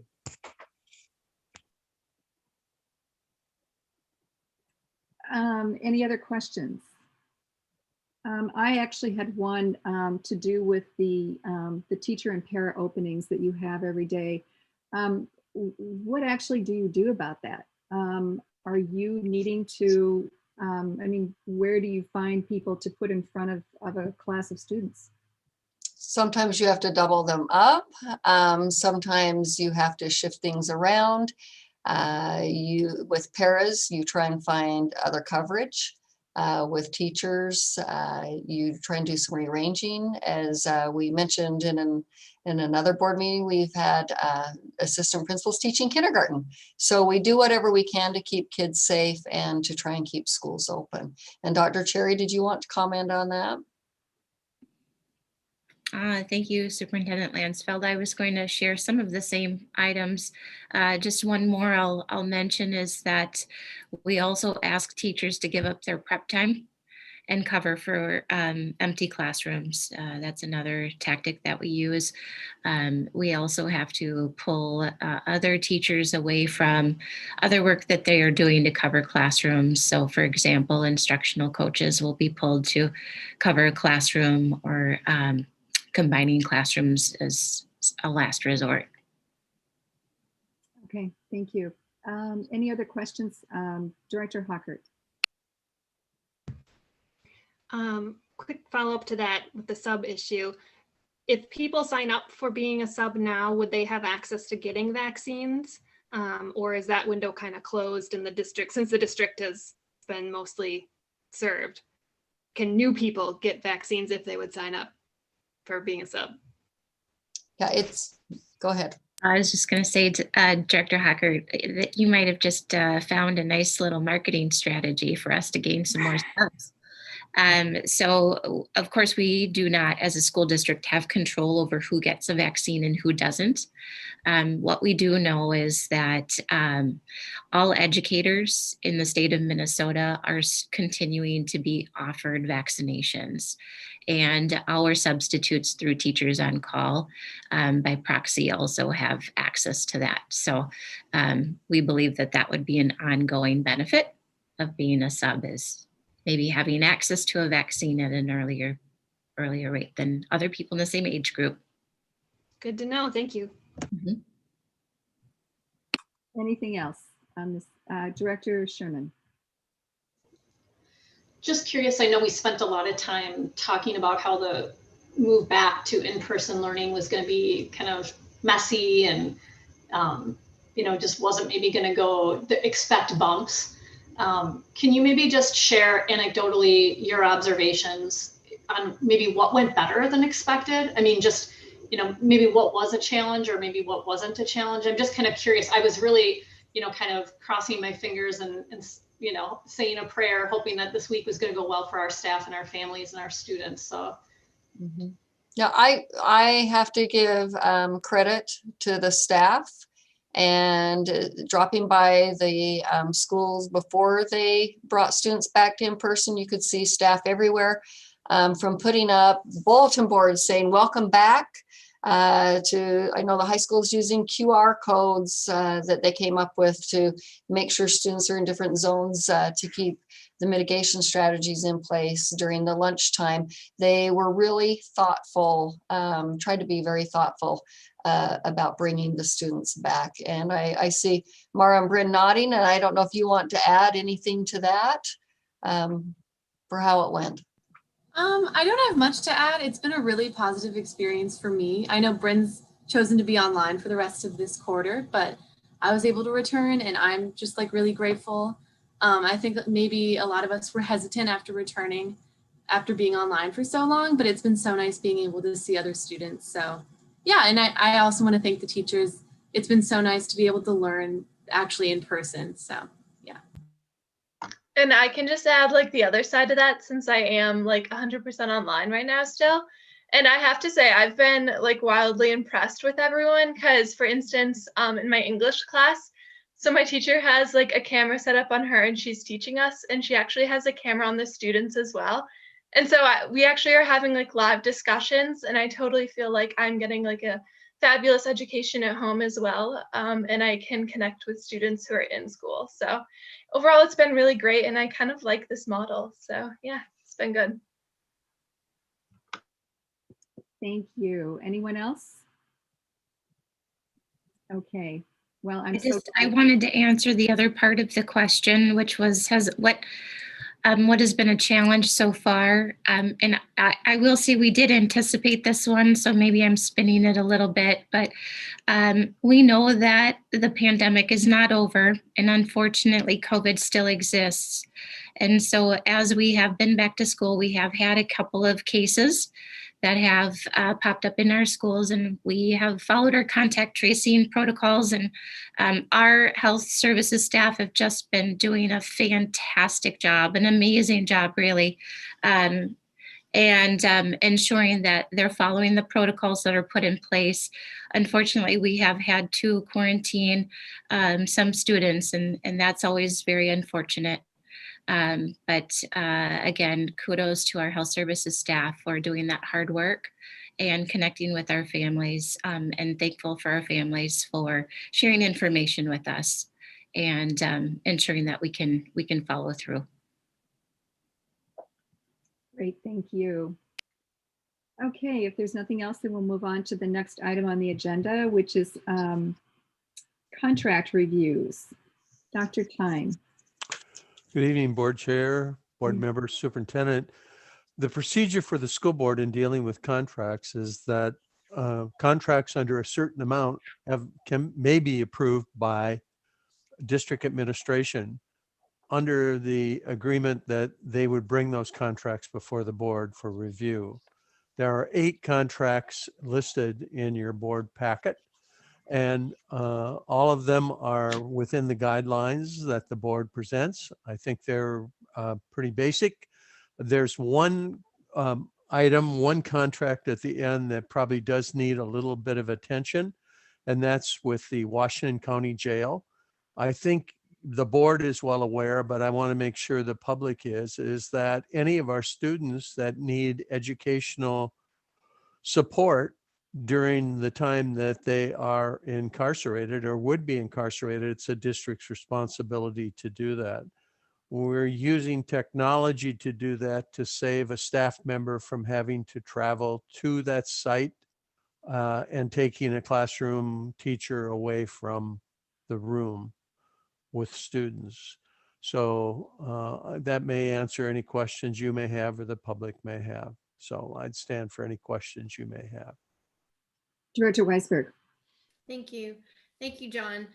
This is just another reason that I appreciate hearing about these expenses, because I never would have known that that was something that the school district did, that we make it accessible to students who unfortunately are in jail, that they can still continue their education. So thank you very much for bringing that to our attention. I appreciate it. Thank you. Okay. If there are no other questions, we'll move on to the next item under reports, which is the enrollment and finance update. Mr. Drummerhauser and Dr. Tyne. Okay, I am going to start it off, Chair Petrie and board directors. So tonight we just spent an hour on this in a work session before this meeting and took a lot of questions. We want to make sure that this information is seen by our public, so we're going to run through this again. So current reality for our enrollment and finances, a lot has changed with the pandemic coming through, and we just want to provide some updates. So across the state, we have seen in public schools a 2% decline in enrollment this year. Stillwater has seen a decline of about 3%. If you look at our October 1st count for K-12 plus, we have had a loss of around 278 students. So with that, I'm going to turn the next slide over to Director of Operations, Mark Drummerhausen. Good evening, everyone. This slide is looking at our enrollment projections for next school year. Now you're going to see two sets of enrollment projections. The one we're going to look at here is looking at from a staffing standpoint of how many teachers or FTE we're going to need in each one of our buildings. Later on in this presentation, Mr. Tyne is going to talk about a budget standpoint in terms of enrollment, and they look at that just a little bit differently. But here, as we look at our enrollment, we'll talk elementary first. So the first 7 rows, you can see the school, the projected classrooms, or the projected number of sections, as we call them, in each school, the projected enrollment for next year, and then the last column is the programmatic capacity for each one of the schools. You can see we do have 5 elementaries that do have some space in their schools, and there are 2 which are highlighted in yellow, both Brookview and Lake Elmo, that are projected to be over our programmatic capacity for next year. Moving down to the last 3 lines are our secondary schools. You see our 2 middle schools, and our Oakland Middle has continued to become larger than our Stillwater Middle School, which we have projected here over the last few years. And then our Stillwater Area High School has been remaining pretty steady here over the last few years. Okay, this slide will let Director Tyne, Finance, take this. Thank you, Superintendent, Board Chair, board members. The information that I'm going to be sharing with you tonight deals with the 21-22 general fund. And on the screen before you right now are the assumptions that deal with both revenue and expenditures. I'm going to be dealing strictly with, or for the most part, with revenues tonight. Revenues are the most difficult to project, and also the most difficult to provide to you as a board to make good decisions. They're listed here, and on the next slide, you're going to see how I take the information from the revenue and put it into a form, hopefully that's easy for you and the community to follow. So Carissa, if you could go to the next slide, please. On this slide, you will see a draft of revenue estimates, and they include the major components of revenue, of the items that generate revenue. There are less favorable a column, and to the right a more favorable column, and in between there's a most likely. You'll notice that the most likely doesn't have anything in it right now, and as time goes by, as a district, we'll be filling that in and trying to give you more accurate information. But right now, to give you an idea of what the boundaries happen to be in considering revenue. First of all, everything that we do in the district basically revolves around the enrollment and the students that we serve for the most part. For the less favorable, you'll notice that when we projected the budget would be the fall or early winter of 2019, we counted or estimated the number of students that we'd have. Since that time, the number of students has decreased by over 500 students. We hope that that will change with the upcoming school year, and that enrollment will improve, and that we will only be down 300 students from the March to March total. We listed the state funding allowance, and the state funding allowance, the less favorable, is at 0 because the legislature is still meeting. The more favorable takes into consideration that the governor has proposed a 1% increase. Now, whenever we put the levy together, there are some levy adjustments that take place, and the levy adjustments would be for programming adjustments, would take into consideration abatements, delinquents, and strays, and a few things like that. And that would enter into a reduction of 700,000 under the least favorable, 250,000 under the increase under the more favorable. The levy and the general education are the bulk of our revenue for the district, and the less favorable are 29 million in levy, more favorable 29.6, and the extra 600,000 is absolutely driven by student enrollment. General education revenue, the same thing. 58 million is the estimate less favorable. More favorable is 750,000 more, and again by student enrollment. Referendum also is driven by students. The fewer the students, the lower the referendum amount. The more the students, the higher the amount. And we're estimating a spread of about $450,000 there. The general education revenue takes into consideration the reduction that we take that affects the general fund, which would be the long-term facility maintenance revenue, the capital revenue, and also the special ed. And that enters into about $19 million reduction, or for the more favorable, 19.5 million for the less favorable, 19 million for the for. Special education, same thing, the number of students we serve. And right now, we don't know what the state legislature is going to allow for special education. We hope that they'll follow the governor's recommendation, and that would show an improvement in the amount of special ed. There are other state aids and other revenues that are taken into consideration. Other state aid, sometimes when there is a decrease in revenue, the aid goes up, and when there's an increase in revenue, the aid goes down. The big wild card for us this year is going to be the federal revenue. In past years, it's approximately between $5 and $6 million, and so that's the less favorable amount. I think it's pretty clear that the federal government is going to be contributing money to the K-12 programming across the nation, and we look for Stillwater to receive a good share of that. That will flow through to the state and then to the Department of Ed, which will distribute the money. We're estimating conservatively that would be about $3 million, excuse me. So the total revenue in the less favorable is about 104 million in the general fund, more favorable about 110 million. just a little way of checking that real quick.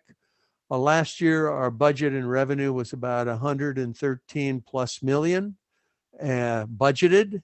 And when we looked at, we've lost 300 students at about $10,000 a student, about $3 million. The difference comes out to be 3 million from 113 is about 110. And that's a quick way of checking the math.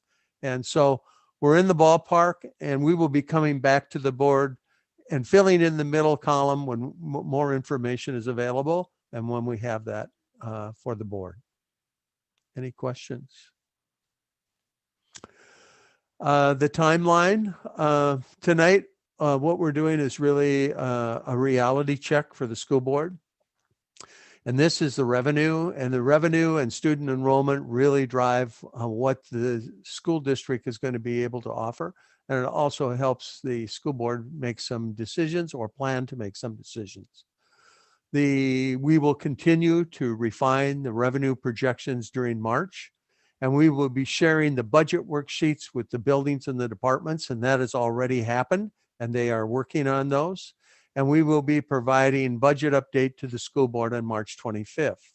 I mentioned earlier in the study session that we're going to be looking at presenting information about the expenditures the next time to give you an idea of where they line up. And then in April, we will come back. Budgets will be back to the finance department, and we will be updating the school board on the information we receive from the different department heads and administrators in the district. We will review the 21-22 budget in the finance department and share that information as a draft 21-22 budget with the school board in May. And from that information, we'll be able to determine if any adjustments needed to be made beyond the enrollment adjustments. And in June, we hope to bring a preliminary budget for 21-22 school year to the board. I just want to remind the board that the information that we build that budget on will not be complete or totally accurate. And we will be coming back to the board in the late fall, early winter to bring a final budget that will have the complete detail. And that will include information on who's here, if they received degrees, and the big one, how many students show up at our door at the start of school.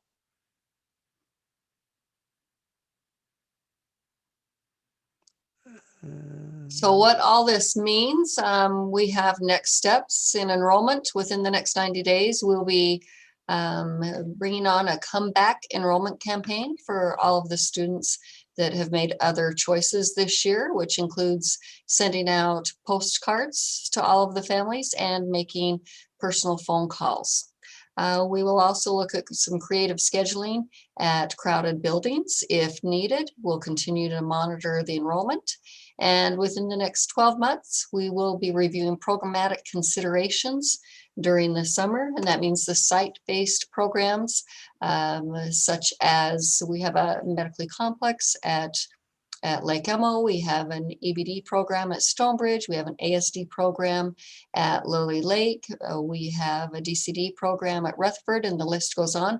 We'll be reviewing all of those specialized site-based programs within schools to see where we are with them.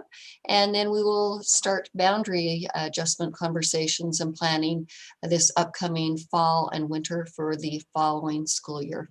After that, long term, we will continue to look at our facilities bond needs for 2022 and beyond. And Dr.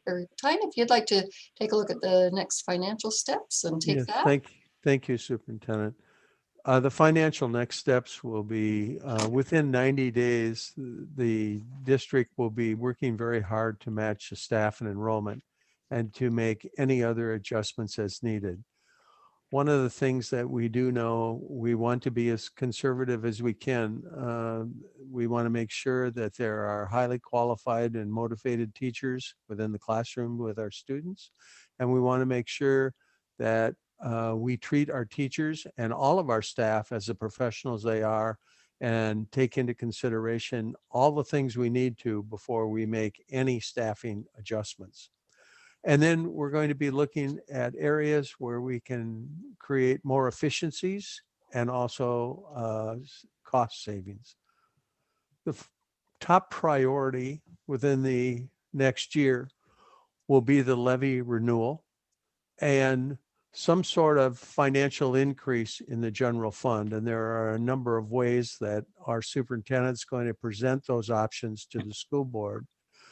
But I think it's very important to realize without the levy renewal that that type of decrease would be catastrophic to our students and to our district, and I think to the overall community. I know we're proud of our schools and we want to continue to support them the best we can.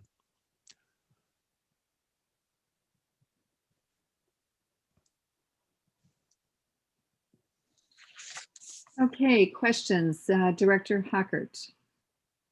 Hi, I'm just curious why we came early to a work session at 5 o'clock and saw that exact presentation. If it was as important enough to show to the rest of the district during a regular board meeting, I guess I'm just confused as to why we came early to have this discussion. We wanted time for in-depth questions and to be able to have conversations during that time.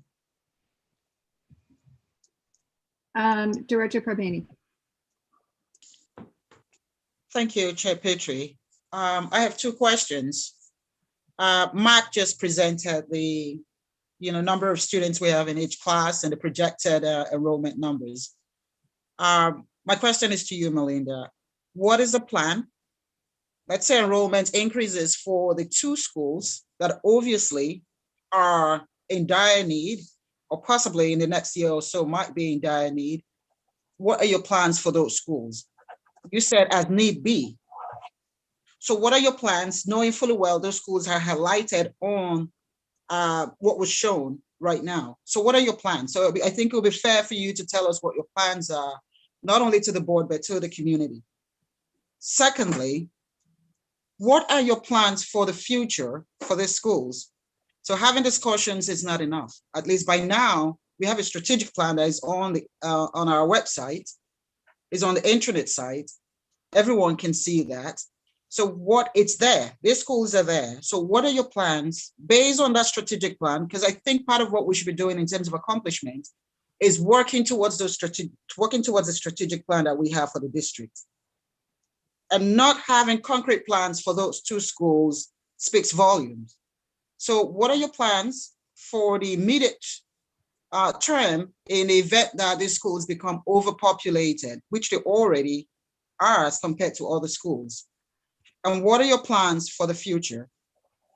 And what are your plans for attracting new families to these schools? You probably haven't heard a lot of what families say about these schools. What are your plans for attracting new families? Because the way Lake Elmo is, and the possible overpopulation of Brookview is bringing nobody back. I can assure you. So what are your plans? So I asked 3 questions. Okay, first off, we have lost around 300 students, which is also equivalent of one of our elementary schools. With that, we have some space. At this time, I think there might be an echo somewhere. At this time, we do have room for classrooms with our projected enrollment, our current enrollment for next year for Brookview and for Lake Elmo. Lake Elmo has a couple of classrooms that we're watching. I believe Brookview has 1 classroom. We have class size ratios and we keep the classes within that range. And there's only a couple of classrooms that we're watching, and we'll continue to watch that throughout the summer. And but my question is, what are your plans in the event that these classes become overpopulated? That's my question.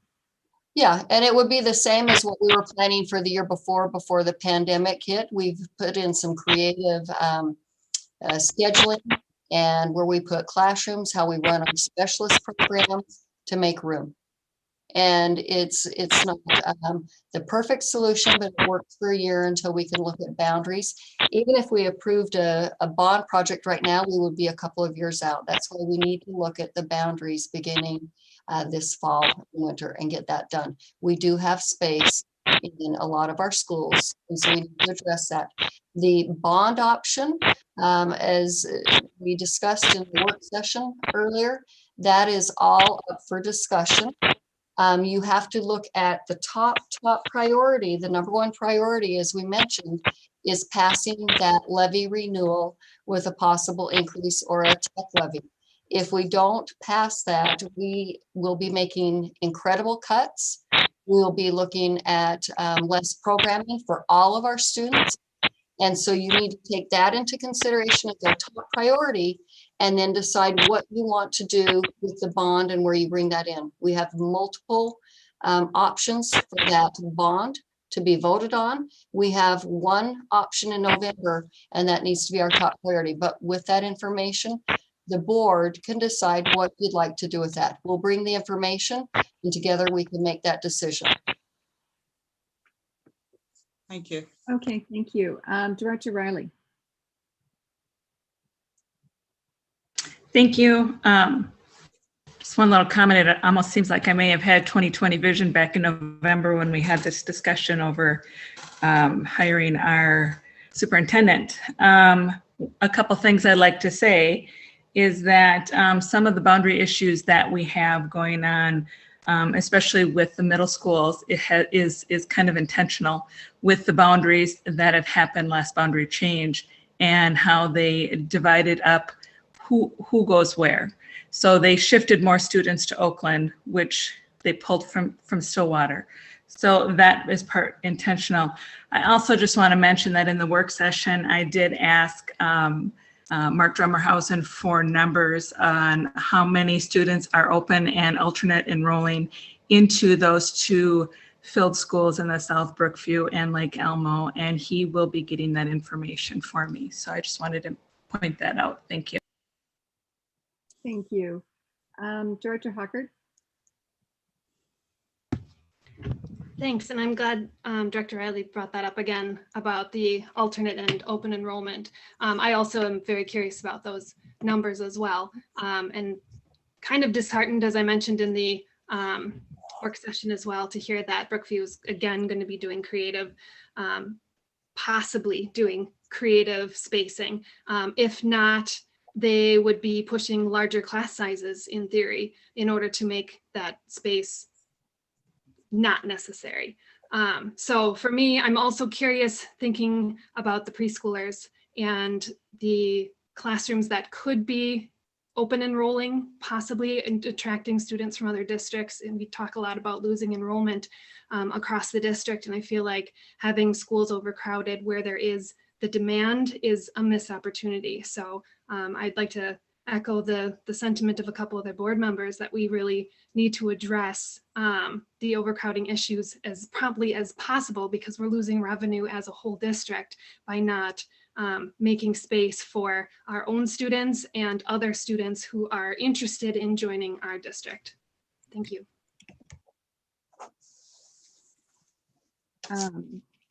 Any other questions? I actually had one. It was under the projected enrollment. And I'm just kind of wondering what you're using for those projections at this point in time, because I know that things are very fluid. So I'm just sort of wondering what sort of a calculation you're doing on that. Yep. So looking at the projections for 1st through 12th grade next year is taking our current enrollment K11 and moving that up. So it is not accounting for any of the students that we lost for this school year. So as those kids come back, we will be adding those to our projections and making the section adjustments at the elementary and then adjustments to the FTE at the secondary schools as those students come back into our buildings. Also, we did make the adjustments at 9th grade for some of our non-public schools that may end at 8th grade. We took those registrations that are already in Power School, which is our student information system for next year, and put those in our 9th grade number as well. So those students are already accounted for. Looking at our kindergarten numbers for next year is we take our total population pool I'm sorry, Matt, do you have a question? Oh, okay. After you get done. Right. We take our total population pool for a given boundary. So let's just say 100. So you take Afton Lakeland, and there's 100 possible kids that could go to Afton Lakeland. And we usually do this after kindergarten orientation or kindergarten registration. So once that's done, and you kind of get a sense of who's already turned in their enrollment form. So you have 100 kids. Let's say after kindergarten orientation, 50 of those have turned those in, just for round numbers. So 50 turn them in, those become a 1. So that's a whole. So now there's 50 students registered. The other 50 who have not turned them in, they become a half. So we take a half a student for each one of those 50. So of those 50 that turned in and 50 didn't, we'd project 75 students. Now, our elementary school office staff, our secretaries in particular, do a fantastic job around kindergarten orientation time, right before and right after, of tracking down those families who have not turned in their forms, to try to get a real accurate count of who's coming and who is choosing a different option, whether they're being held back or whether they're going to a different school or whatever that looks like, to make sure when we roll out staffing that we have the most accurate projections we can for a kindergarten number.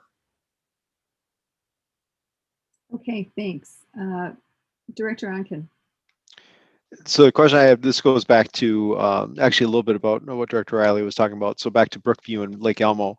If there were students that were attending those two buildings from other district buildings, such as Rutherford, such as Stonebridge, would that be because they're either in like the Spanish immersion program, or they are attending a different program that is not available in any of the other schools? So, yep, a couple things. First off, board members, you have a copy of the open and alt already in your mailbox. So when the meeting's over, you can look at that in there. To your point, Director Onken, is yes, that is part of it. So Lake Elmo has a higher number of students that do enroll there for specialty programs. Could be Spanish immersion, could it be the medically complex program at that building, or whatever that looks like. Also, for an open enroll standpoint, it looks at each grade level in specifically, is there room there? So not necessarily as a building as a whole, but you look at each grade level, look at each section to make sure you can add room in there. So there's times throughout the years that there's been students add to particular grade levels, because sometimes a grade level is smaller, has a smaller bubble than others. So it can be added to, let's say, a second grade, but it can't be added to the third grade because it has a higher student count in those particular grades. Okay, any other questions then? Director Hockert. One quick question. If we are looking at delaying a bond from this fall, when is the earliest possible time it would be available to go into a bond to? I believe you'd be looking at the spring. The other thing that we wanted to keep in mind is, when do we want to move in? And then kind of backward map from there. So we're looking at, again, I'm just going to ballpark off the top of my head, probably 2.5 months from election day to move-in day. So you got about 2.5 years. Excuse me, 2.5 years. I apologize, 2.5 years. And then I was going, so you got about 9 months to do design and bid process. And then you got about 17, 18 months of actual construction. Would that be the same? Sorry, Mark. Nope. So for instance, Brookview, we passed in May of 2015. And then we opened up at the end of August in 2017. So you go from May of 15 to August of 17, which is 2 months or 2 years and 3-4 months. Sorry, my follow-up question was, if that expansion of Brookview were included in a bond, is that the same kind of timeline as a new build? Nope, you'd be looking, I'd have to do a little more digging on that. I'd say, I don't know, I'd say around a year. It's less than that, because you're looking at adding on to existing structure, and some of those tie-ins with mechanical have been planned already. So it becomes easier from the design standpoint as well as a construction standpoint. But it's more than just a summer long-term facility maintenance project. It'd probably be more of a school year-ish type construction timeline. Would they be able to do work during the school year while kids are there? My guess would be yes. We did that very similarly with the high school. When we expanded onto the high school, we worked year-round during when school was going on there. Again, we're getting into design, we're getting into construction cycle and those sorts of things. I'd like to chat with more with the design teams. But yes, that is a possibility to have construction, that's why school is going on. Okay, thank you, Mark. Director Perbani. Okay. Thank you, Chair Petrie. Mark, do we need to have Brookview included in the bond? That is an option, is to include it into a bond. There is also the lease levy option that I know was looked at last year, which is another option as well to do expansion onto Brookview. It's really which way the board would like to go. So which do you think is the fastest? I mean, they're both feasible. The second one is probably more feasible, but which do you think is the fastest way to get it done? The faster way would do the lease levy, because you could do that at any time. You could start that process at any point. But again, if we want to do that as a board, I'd like to bring some more of our design team or construction manager to really have a more in-depth and conversation around that. But we could get that started as soon as possible, right? We could get that process started sooner than a November election. Okay, thank you. Any other questions or comments? Director Onken. Could you talk a little bit more about reboundaries or about resetting the boundaries if we need to for this year? Like, when would that take place? It's probably been mentioned earlier, but just to reiterate it again, if we need to alleviate space and stuff, when would we get that going? So we would start that this fall and have conversations through the winter and have it ready for the following school year. And we really need the time right now to go through all of the site-based programs that was mentioned to see where they fit, if we're changing boundaries with some of those programs and moving them to different sites where there might be more space. That's a lot of conversations. So we need to do our homework on the site-based programs and this summer, and then start the boundary conversation this fall and winter, and then have it done. Would have to have it done before staffing starts to roll out that spring. Director Sherman. Mark, this was just clarification because I believe you were here during the last boundary changes. Can you confirm, I don't recall removing Stillwater Middle School children into Oakland. Can you explain a little bit about that? And if that's what we did? I thought that when we closed schools, we still kept the feeder system. We did, but it has to do with, I believe, and Director Riley I don't remember this fully, but I believe it has to do with Oak Park, where we split Oak Park of where they went in terms of some of the Oak Park students going to Anderson Elementary and some going to Lily Lake. That may have changed the numbers. I don't have that on my tongue. Yeah, it was my understanding also that they wanted to make the schools even because it was an equity issue. So they wanted to balance out Oakland. So they wanted to take away from Stillwater Middle School and move them over to Oakland. I had not heard that. I would love to know more about that, but and I followed that process pretty closely. So that would be interesting to get that feedback. Can I ask a question? And I think that some of the, just personally speaking, I think a lot of us on the board, and I don't want to speak for everyone, but I think you're hearing a lot of work. We want to get moving on some decision making. And so I'm looking forward to, I know that we don't have the answers today, but I think the community, our students, our staff, and everyone here just wanted to come up with some solutions so we can start serving our students better than we are today.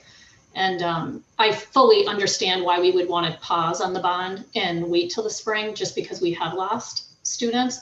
And I said this earlier in the work session, but I think that we have to be able to kind of do multiple things at the same time. And it's not ideal, but if we could lay out a timeline for boundary changes, I remember those processes starting almost in the summer if you were going to implement them for the next school year. I don't want to be crunched on time for some of these major initiatives that we've got going on. So I guess that's all I wanted to say.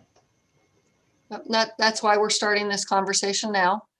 to make sure that everybody is aware of that and that we're transparent.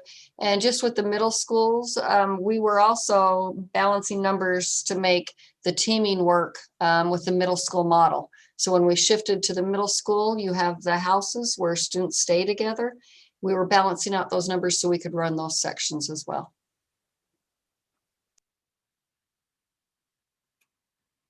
Okay, Director Sherman.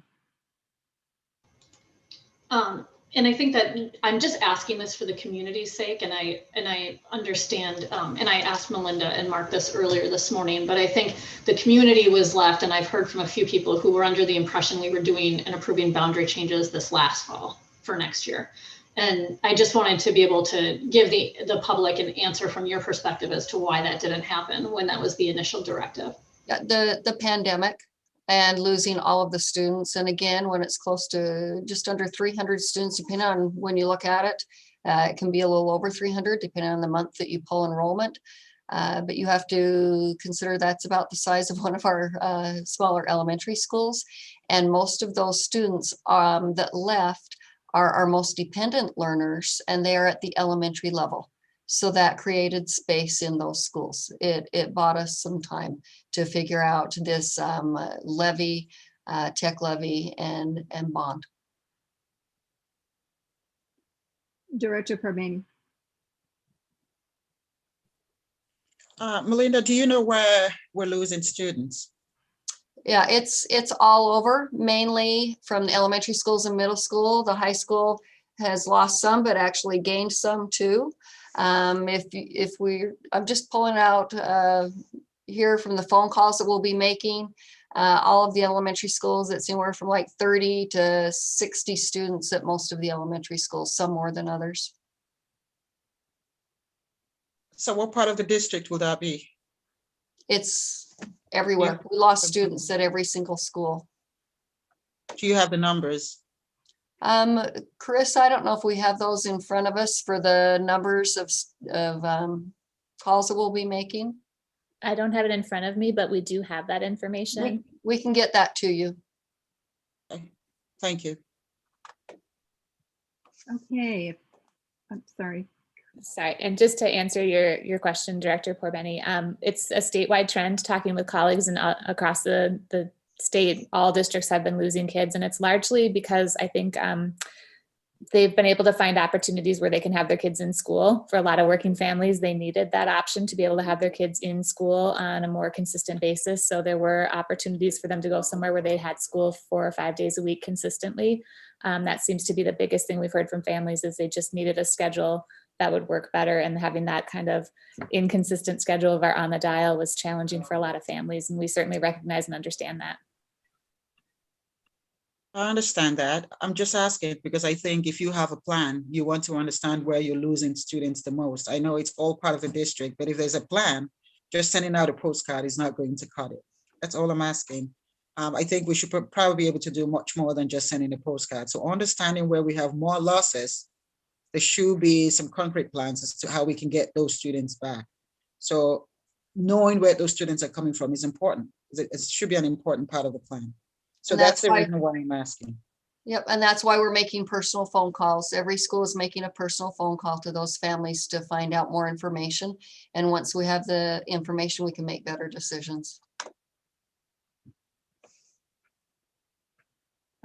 Okay, anything else? Director Sherman. And I had said this before, but I just, for people maybe who aren't going to watch the first session, work session, I'll just say this again. I really want to be careful with how we as a group, as a team, refer to the levy being kind of a renewal. And I just want to make sure that the public understands that there's almost 2 different types of renewals. There's the financial, like a tax neutral renewal, which is basically the impact on that our taxpayers have. But I think when we are talking renewal, when we're in surveys and talking to community members, when they hear renewal, they are making the assumption that that's a renewal of our current programming. It's not adding anything on, but it's assuming that we can continue on without perpetual budget cutting. So I just want to make sure that we have we distinguish between those two. just for clarification purposes for the community. And that if we end up going with something that is a financial renewal, we need to be very transparent with the community what is going to get lost in terms of programming, whether it's increased class sizes or losing certain programming that we just can no longer support. I am optimistic though, looking at the Baker Tilly survey and thinking that, you know, that's a first stab to know that our community is willing to kind of pay that and invest in our schools, that $130 a year. But when you look at our us compared to other districts, that still keeps us at the bottom. And I think that that survey told me that our community is very interested in additional programming. So I'm looking forward to the next survey when we can put some cost information with that and say, you know, we've heard you want career pathways. This is what the investment in that is. And do you still support that?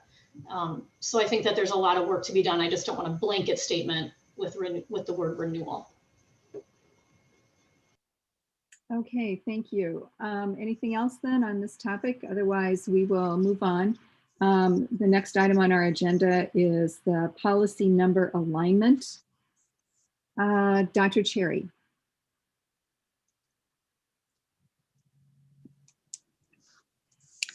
Thank you, Chair Petrie, members of the board. This evening, I am presenting to you some information about the work of the policy work group. Our working group has been looking at our school district policies and been catching up on where the last iteration of our policy working group has been. For the last several years, our school district has worked hard on reviewing and revising school district policies.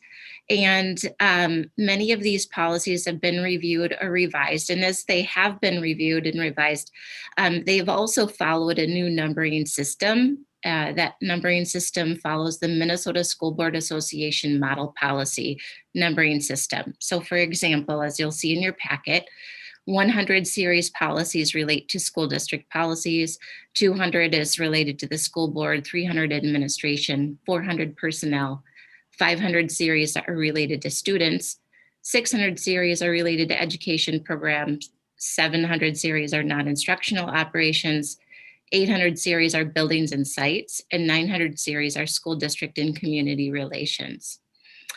Our school district has, for the most part, done a lot of work with the 100 series and 200 series and 300 series. And then in addition to that, have also implemented some newer policies that are mandated by state statute. As we've gone through this process, we also have a number of existing school district policies that are on our older numbering categorization system, which leads with a letter rather than a number. And so we have a number of policies on our books that start with a BGP, an R, an SR, or an SBR. And those policies relate to board governance policies, results, statutory requirements, and superintendent board relationships. Having these two different numbering systems at the same time can be quite confusing if you're looking for a specific policy. It makes accessing and finding these district policies difficult for school district employees as well as our community. And so in order to create some clarity and some transparency around our school district policies, we are looking at moving to one numbering system, using the numbering system that follows the Minnesota School Board Association model policies. You've been provided a list of nearly 100 policies that are on our books to date that are utilizing the BGR, R, SR, or SBR system. And next to that, you will see proposed new policy number that follows the Minnesota School Board Association series of policies. This has been discussed a couple of different times. It's just we haven't had board action. And so we still have these policies on our books in our, on our website. And so this is information for the board to consider. We'll come back to you next month and have an opportunity to possibly take action on this. I'm sorry, not next month, next board meeting on March 25th. And at that time, we may be seeking action to adopt this new numbering system in full to move forward. And with that, I'll take any questions you might have. Director Hockert. Just one quick question. I know the answer to this, but for everybody else, the numbers on the sheet that you've given us, those are purely just numbers added. We did not change anything, or we in title or wording or anything of content. It's just purely numbering. Is that correct? That's correct, Director Hockert. So it's not an intent to change policies. It's really just an alignment of the numbering system to make the work a little bit more easier to follow, and also, again, easier for us to communicate with our constituents, our stakeholders about our policies that are on the books. Thank you. Director Riley. Thank you. And the new alignment system you have and the new numbers now have created double policies. And if you'll give me just a second, I'd like to explain and lay this out for you, because I haven't had the opportunity to do so because I'm not allowed to speak at these policy committee meetings. So on the 21st of February, Chair Petrie sent an unexpected email citing outdated and invalid board policies while threatening to gavel board members. I followed up with an email only to receive more outdated policy citations. I explained to Chair Petrie that those policies are no longer in use and they are leading to confusion. I asked that the revocation of old policies take place at tonight's meeting. She declined and insisted these policies are in effect. Sorry, I just lost my place here. Are in effect and plans to govern by them. Also stating that no one on the policy committee or Dr. Cherry is interested in moving this forward. So I would need to ask that it be added to the agenda myself, then needing approval. I attended the most recent policy meeting. It was suggested that revocation does not happen and that they may still want to use parts of the old policies. I sent an email to all board members today, which contains a link to the October 26, 2018 meeting, where Jennifer Pelletier, the committee chair at the time, explains that they are in the process of adapting 834 policies to be in accordance with MSBA's model policies. And the reason they are doing it is that MSBA starts at the statutory level and adheres strictly to state standards. Any adaptation is heavily vetted with their legal advisors, and they have faith that utilizing this as the framework will save time. They will, however, as needed and wherever necessary, take these policies and adapt them to Stillwater.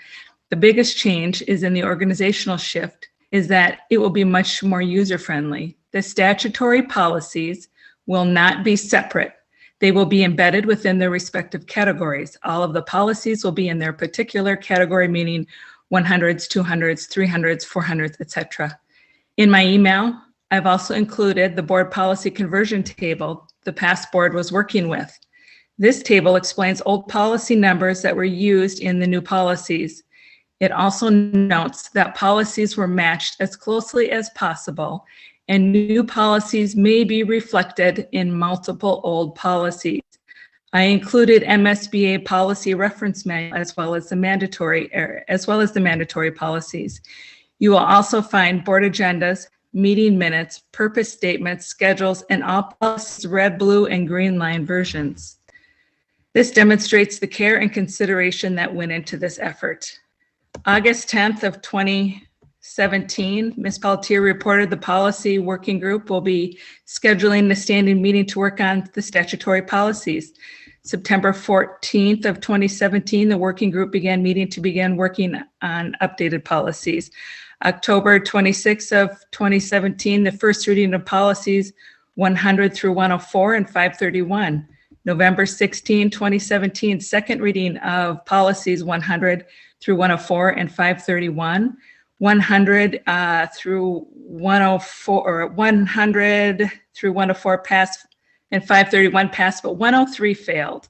The third reading on December 14th of 2017 passed. Let's see, June 7th of 2018, the first reading of 201 to 208. June 21, 2018, the second reading of policies 201 to 208 and first reading of policies 209 to 215. On page 104 of the attachment I set, policy 215 has the old adapted revised date left on the form. Committee Chair Hepner reported the policy group will meet again to review the suggested changes, demonstrating debate, discussion, and consideration. July 12th of 2018, the second reading of policies 209 through 215. The first reading of the 300 series policies 301 to 306.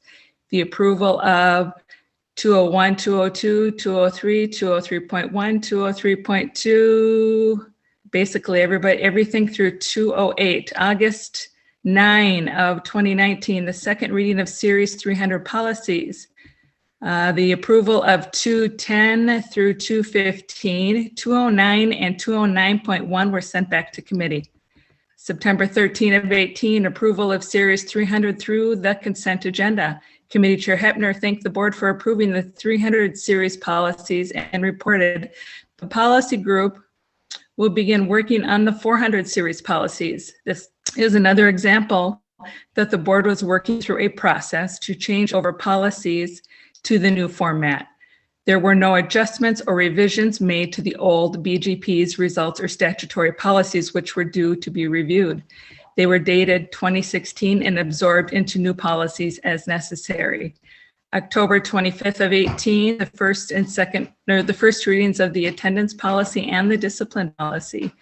November 8th of 18, the second reading of the attendance and discipline policy. And I'm wrapping up here, the final reading of the code of conduct policy. So November 29th, 2018, final reading and approval of the attendance policy, discipline policy, code of conduct policy, and board policy violation. I've also included the link to the November 29, 18 board meeting when they wrap up the remainder of the policy approvals. It's clear with the evidence provided to you that the spirit of the intent was to replace 834 policies with MSBA policies to align with statute and standards. Did you take the past committee chair's explanation into consideration? Did you bother to ask Director Weisberg for her insight as she was on the policy committee? Instead of making things clear, you are now recommending to make old, outdated policies relevant, by giving them a new number in the alignment, creating double policies that are conflicting, compounds confusion, and have issues with constitutionality. I am asking, how does it benefit this board to use policies which don't align with statute, and which part of those unconstitutional policies do you like best and intend to use? With so much work ahead, I do not understand how you have the time to review what's already been reviewed instead of moving forward with policies that have not yet been adapted. I do not know why the process was not clear, but I'm asking this board to revoke these policies now and clean this up. Please do not complicate matters more. I'd also like to note that policy 721.1, board approval of contracts and expenditures approved on 12/17/20 is still not on the district website. Thank you. Director Hockert. Well, thank you, Director Riley, for the extensive history that you've pulled together for the policy committee. I just wanted to assure you that we have taken into account your request to revoke those policies for the board governing policy, BGP, the old policies. And we discussed at our very first meeting that very option of revoking policy. And we as a committee decided that revoking policies is a big deal. To complicate things further, Director Cherry led us to some previous board meetings, particularly around board governing policy, that explained a little bit more through spirited debate around constitutionality, as you brought up, for board governing policies. And my understanding is that items were pulled, sent back to committee, and that they needed further discussion. So we did do quite a bit of extensive research on those board governing policies that first brought this to our attention. And we as a committee, while admitting that there probably is some duplication in old policies, since their past boards have spent extensive time on board governing policy, that we needed to first focus our attention on gaps in our policy, and that was going to be the most urgent issue that we needed to address. So that's where the direction we are going in at this point. And as for the numbering system, as I clarified right off the bat, we are just renumbering purely for the sake of getting the numbers in alignment so that we can discuss things more clearly.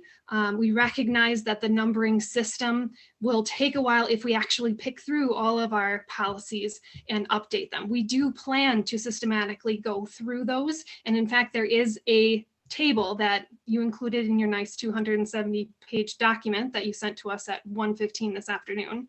And we have a version of that, and we are woefully behind schedule from the last lapse of policy work in the previous committee. So we need to do a little bit of catch-up work. We need to fill the gaps in mandated policy first, and then we can start to discuss where we need to go next in addressing our policies in our district. Thank you for doing that extensive report for us. It is appreciated, and hopefully this clarifies the direction that we're going for our committee. Thank you. Director Corbani. Thank you, Chair Petrie. Thanks to the two board members that just spoke, directors that just spoke. If we don't have any other contributions to this topic, I'd like to call the question. Thank you.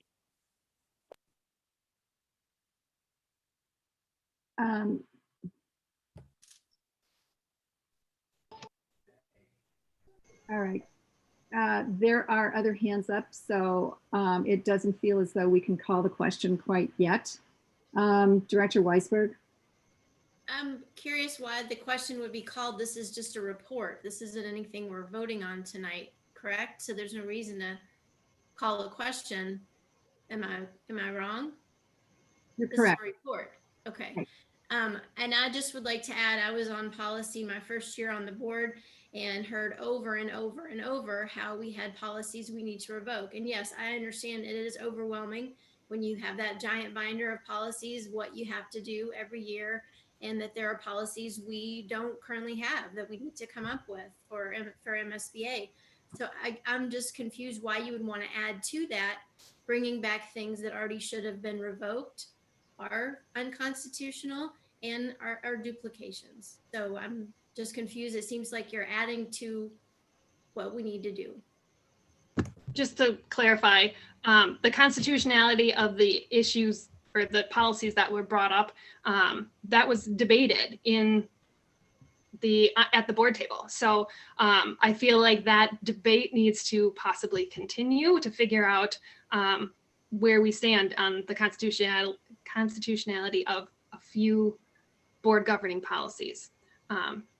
So just to clarify that.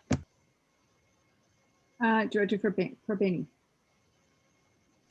Thank you, Chair Petrie. So maybe it's time for me to talk. The last time I checked, I guess we have new board members. I think it's only fair to allow us to do our job. I think it's only fair to allow us look at all the policies that we have in place. This is not a statute, neither is it a law. So when we talk about constitutionality, this is not statute or law. These are policies.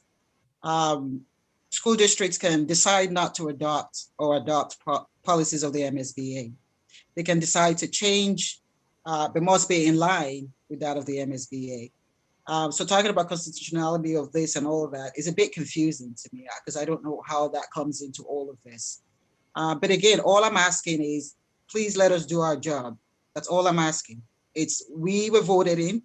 We are just in the process of looking at everything that we have out there.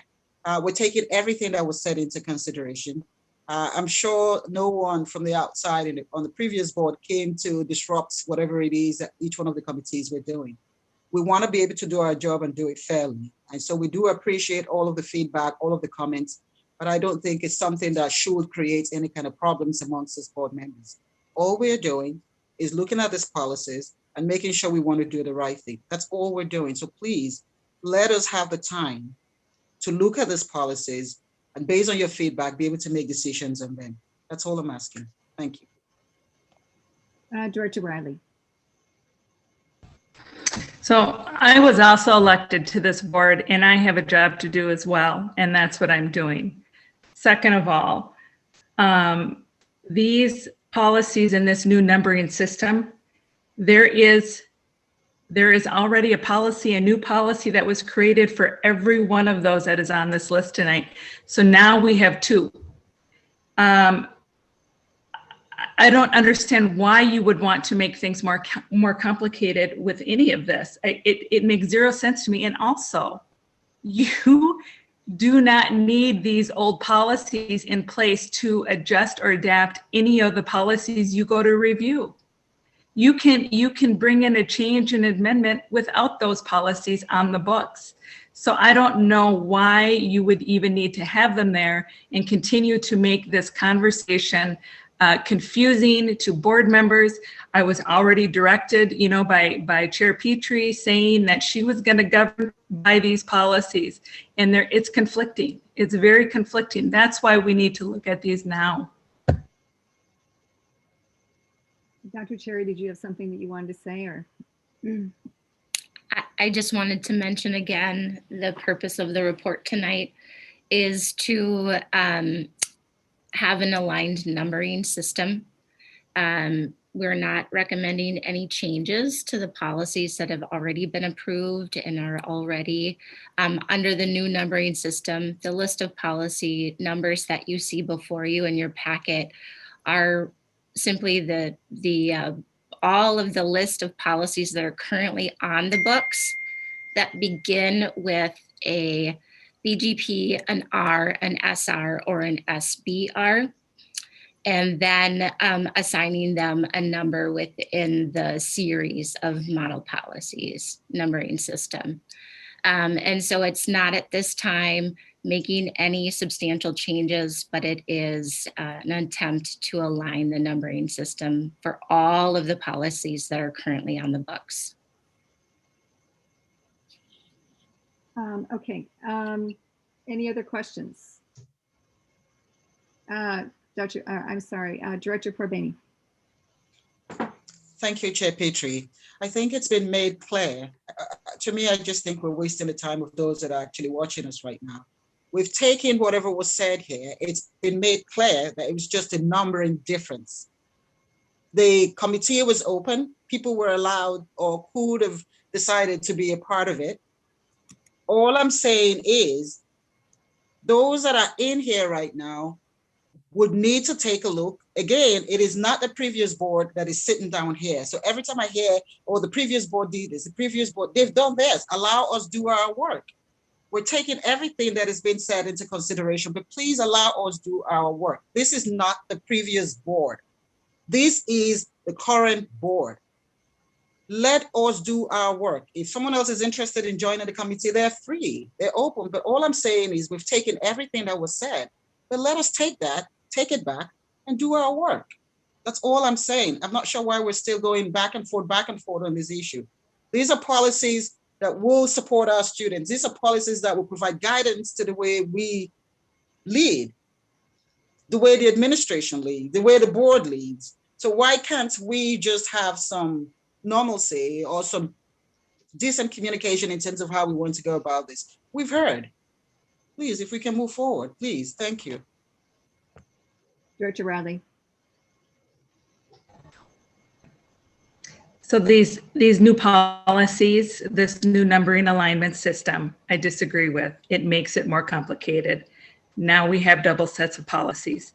And two, the previous board voted, which makes those actions binding. It doesn't matter if you disagree with them now, they need to come back forward and you need to bring it forward for an action item. But you don't need those things in policy to be able to change the language of your policy. You can dream up whatever you want to dream up to how to word your policy. My point in the matter is there are issues with those policies. There has been a process that has been started. It is very clearly defined in all of the evidence I gave you. Yes, I spent some time doing some research. Somebody needed to do that. And I think by allowing this alignment, and this is the time to have this discussion, by the way, and by allowing this alignment, you're creating more confusion. Every single one of those BGPs have already been adapted into new policies, into the 200s. And I think this is not the way to go. Director Sherman? I just want to make the point that, again, I think Dr. Cherry said this, we're not changing any language. We're just trying to streamline it. The way I understand this is we're trying to streamline the numbers so that the committee can take a look at the totality of the policies and make some recommendations to the full board, that's what their committee is for. So I appreciate the clarification on the direction that the committee has decided to take. And I guess my only question would be if there's a, a difference of opinion, what is the proper process for following up? Dr. Terry, do you want this information coming to you? Should we schedule a one-on-one? I mean, I guess I don't understand. I was a little frustrated with getting the document this afternoon because I appreciate the time and the research, but I'm just not sure getting it at 1:15. I was relatively confused as to why I was getting it and the confusion so I guess I just want clarification on how should the process work if we have documentation or information to share, how is it best done so that there's less of confusion going on amongst the board? Chair Petrie, do you mind if I just jump in? Okay. Director Sherman, so the process for policy review is it goes back to the policy working group. When the policy working group has a recommendation for the full board, we would come back to the board and present a first reading of a policy. If it included a new policy or substantial changes, we would do multiple readings of that policy. And each time we would get feedback, bring it back to the policy working group for revision before we would come back to the full board for the next series of readings. And Director Sherman, just to follow up as well for board members, I would definitely invite you to give me a call or send me an email if you've got questions about policy or if you've got a burning issue with particular policy, please reach out to me so that we can figure out how to move forward. We are open to suggestions. That's not something that I'm trying to shut anybody down with. It's just a matter of we need to figure out our priorities and move forward in a systematic way. And we believe that we have figured out our direction for right now, but that direction will adapt and change as we move forward. So hopefully that this discussion has clarified kind of the process and how we're going to be doing things in our committee. And I welcome any input from community members as well. If you've got ideas or suggestions, just reach out to me, reach out to Dr. Cherry, and we'll be listening. Thank you. Thank you. Okay, I think we'll move on now to the next item, which is online learning recommendation. Dr. Cherry. Thank you, Chair Petrie, members of the board. I believe Carissa will be sharing a presentation with us, and Director Rachel Larson is also with me here this evening.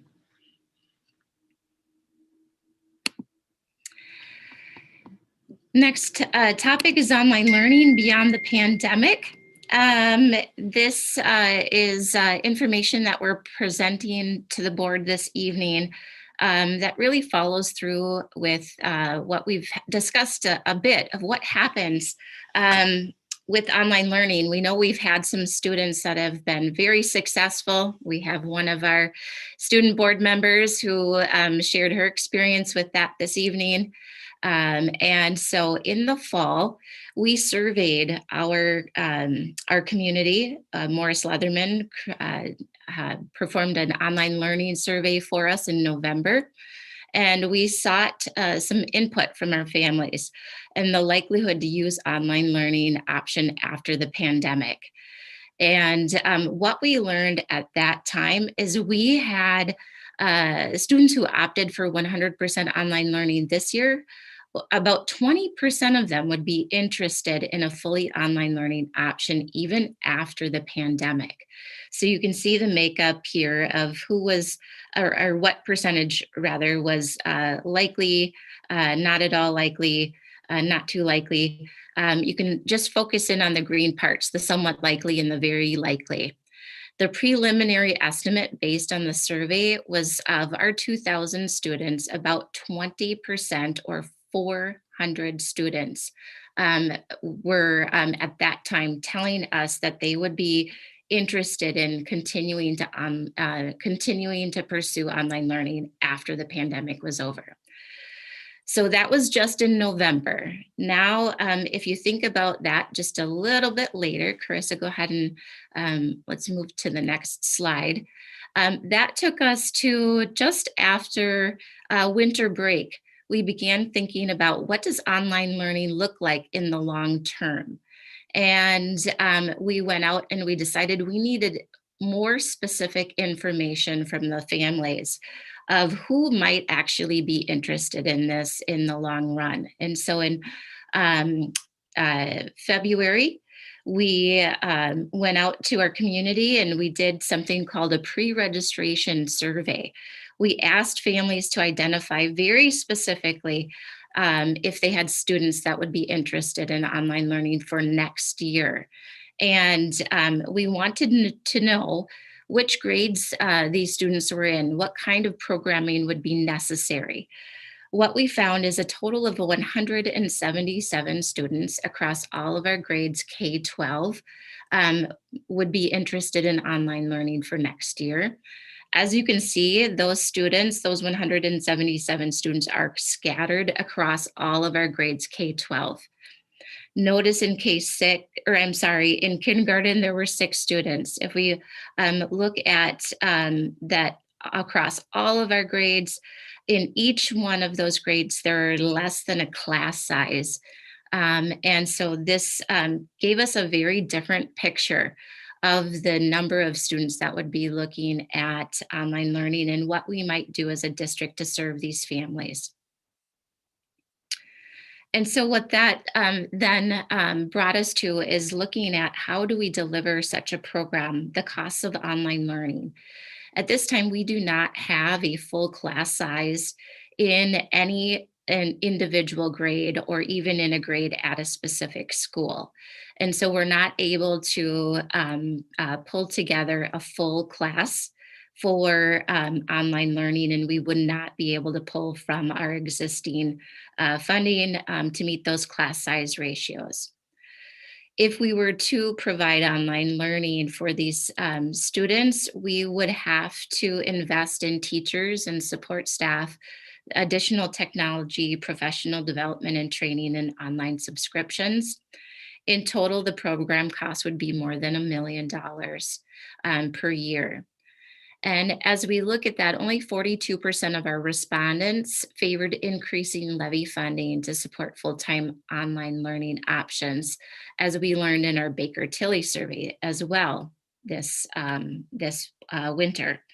And so at this time, it is very cost prohibitive for us to be able to offer a full online learning program for next year.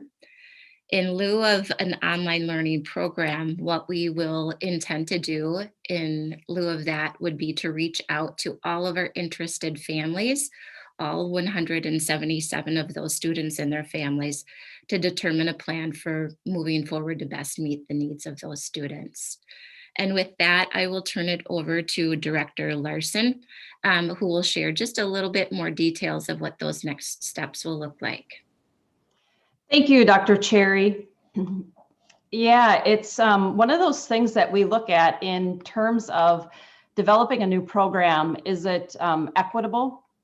Is it feasible? Is it sustainable? And is it desirable? And one of the pieces that we've realized is that we do have 177 students who would like this option. So as Dr. Cherry said, we'll be reaching out to them to see exactly what they are interested in. Is it related to COVID and the potential concern about safety in the environment with exposure? Or is it about flexible scheduling? Or is it about just wanting the continued online learning experience? And so although we're not going to be developing a system-wide online learning program, what we are going to continue to do is work with MDE for certification to offer supplemental options at the high school level. So we'll start this process within the next month. working and identifying courses at the high school and staff who since this year have been doing mostly online learning content are able to offer, chemistry in both in person and also online. So it's a hybrid type model for online learning options that provide flexibility. So we're going to reach out to the families and the students to see, what is desirable for them, and then try to customize what it is they would like to have as an experience. So we're looking forward to that because that will allow us to continue to extend the innovative online options and increase flexibility and choice for our students. And so just as a recap, at this time, administration is not recommending providing a 100% online program for the 21-22 school year due to our current state of our reality. We will be working and developing those scheduling options and online courses as we move forward. As Rachel has just shared, there is a lot of work that is happening at the high school level, and we will continue down that path to be able to provide more options for our students. But with that, we'll entertain any questions the board may have.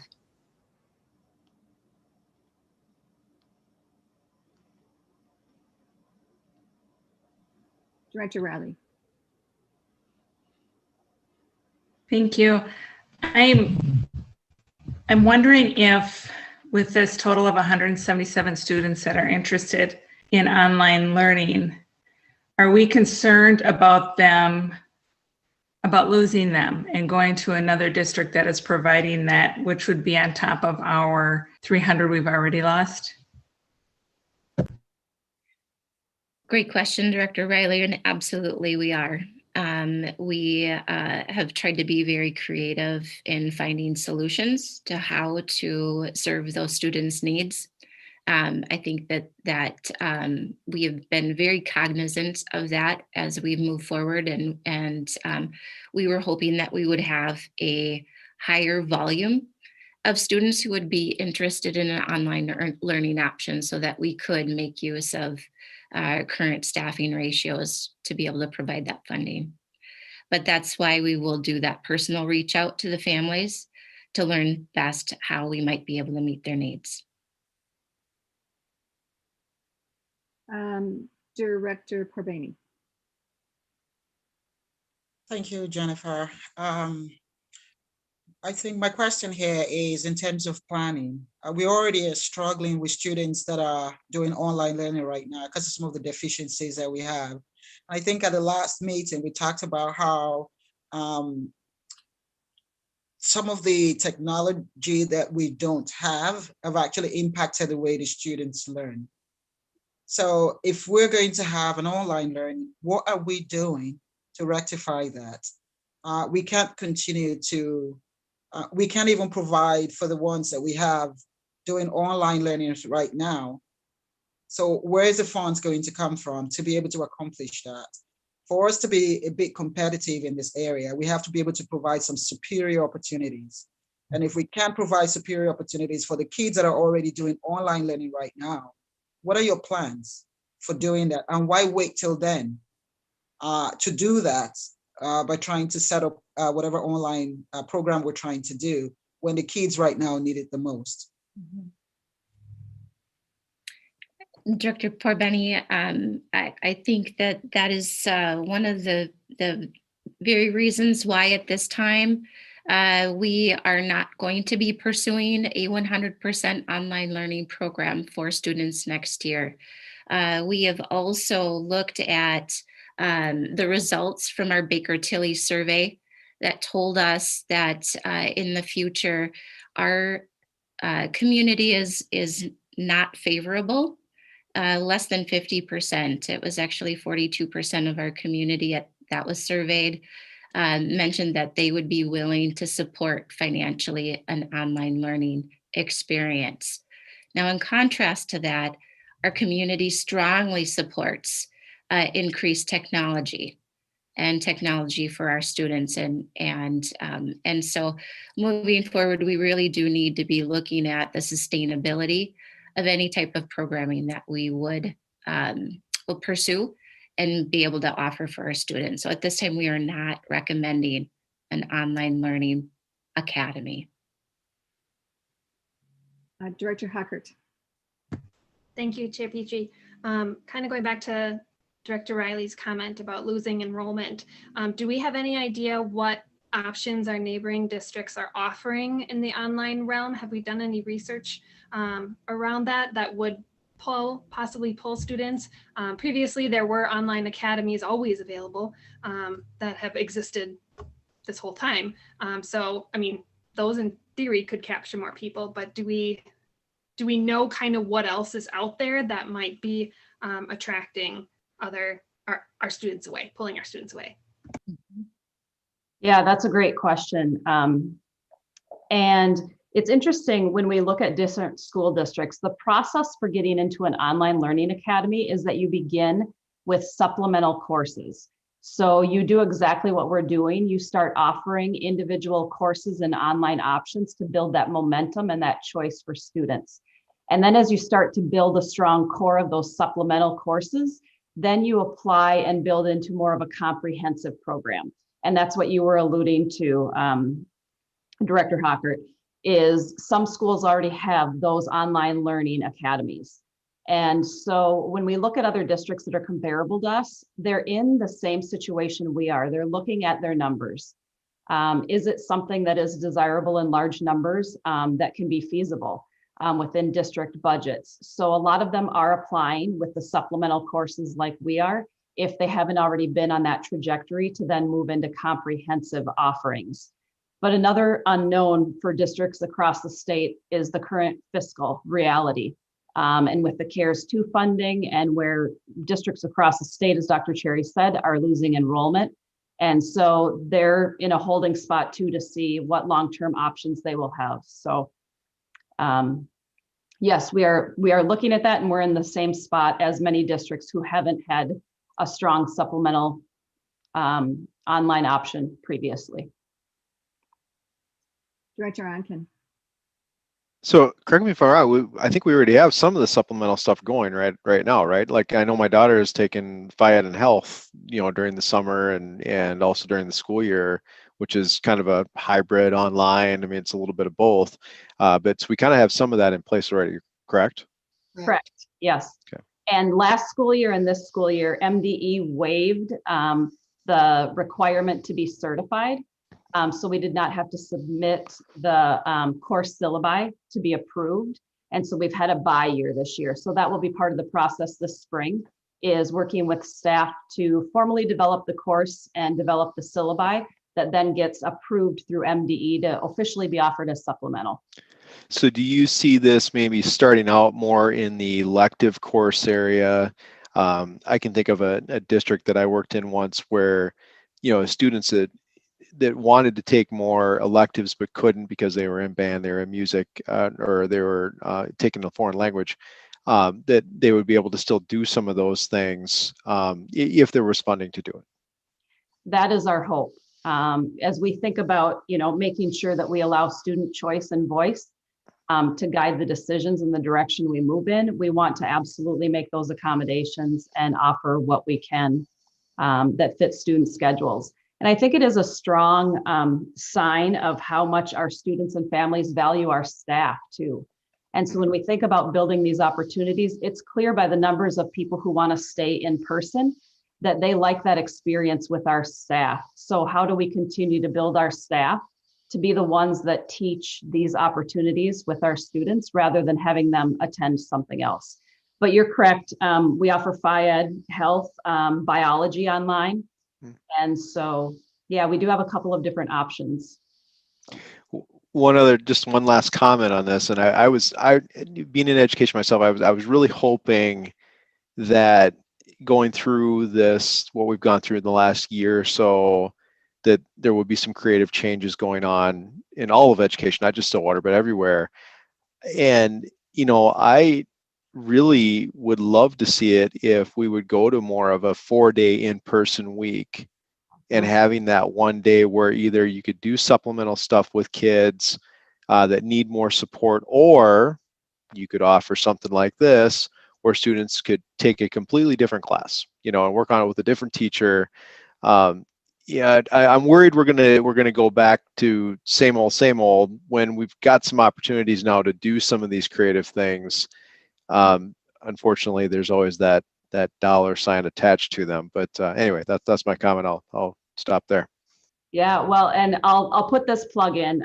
Some director colleagues across the metro, we're looking at lobbying to the state, because one of the things that we'd like to see adjusted is the seat time requirement. That's one of the pieces that holds districts back from allowing that flexibility, because I think our system's ready for that. If we can have some flexibility with that seat time, which we've had the last 2 years due to COVID. But depending upon how that plays out next year, we won't have that same flexibility. So I am with you 100%. There are some of those structural changes that can be made to really open up more innovative options for students. I'd just like to piggyback on that for a minute, because now we've had an entire year really of teachers in this district teaching in ways that they never really thought they would be asked to do.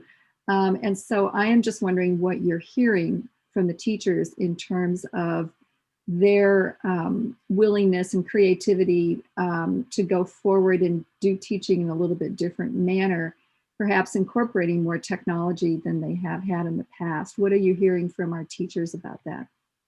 Yeah, our teachers have been nothing short of heroic. When you think about everything since last March that they've had to learn while taking care of the social, emotional, and relational needs for our students, they've been incredible, and they've embraced this. And so what we're hearing is that they want continued support for the learning tools that we've added this year in this online environment. And they also want to entertain conversations about what Director Onken said about flexible scheduling, because one of the things that they're missing moving back into in-person 5 days a week at the elementary, and secondary would be there too if they were 5 days a week, is that relational piece. That time on that C day to reach out to families and students built relationships that teachers are going to miss. They also have reported that they loved the flexibility to do small group instruction, because the schedule didn't require 30 students to be synchronously engaged at the same time. They could flex how the day and how the week looked, and they could get a group of 10 students who needed a specific support for a skill and really make gains with students and understand their learning needs. So the teachers have been absolutely phenomenal, and they want to keep all those pieces, but just ensure the safety and health of our kids at the same time. So we look forward to continuing with the instructional coaches and our support systems in our learning and innovation department, the ongoing implementation and utilization of these tools. The kids need it. Thank you. Anything else then on this topic? Okay, thank you very much, Dr. Cherry and Ms. Larson, for this information. Really appreciate it. Okay, we're going to move on to the next item on our agenda. We now move into action items, and we have one tonight, and that is boundary realignment. Mr. Drummer-Hassan. Good evening, Chair Petrie, members of the board. Today, we're going to provide some clarity about a housing development in Woodbury at the corner of Hudson Road and Settlers Ridge Parkway. This has allowed us to look at our attendance boundaries of 32B North, which is currently a Lake Elmo attendance boundary, and 32B South, which is currently a Brookview Elementary boundary. I believe Krista has a presentation that we are getting up here shortly. I apologize, Mark. I didn't realize you were sharing the presentation tonight, but I can find it quickly. Yep, I will go real quick. Sorry, Krista.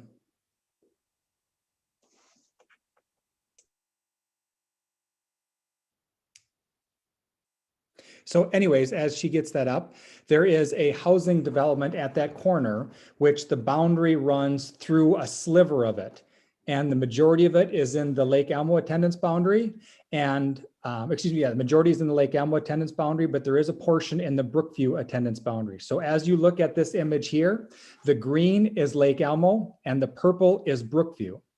And so as we move to the next slide, we are recommending that we make that whole boundary, that whole apartment area, the Lake Elmo attendance boundary, and make that all green in this slight adjustment. So currently, the way that the apartments, it's beyond apartments, have them in the Lake Elmo attendance boundary already, but we just want to provide clarity moving forward into next school year to make sure there's not confusion as we move forward.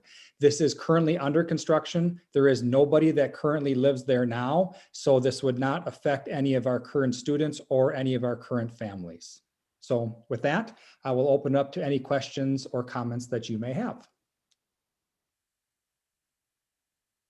Can we, before we begin the discussion, would anyone like to move this item? Director Onken. You're going to move that we approve this realignment in Woodbury? Sorry, I should have spoke though. Yes, I move that we move the realignment in Woodbury. Yes. Is there a second? Director Sherman. Okay, discussion.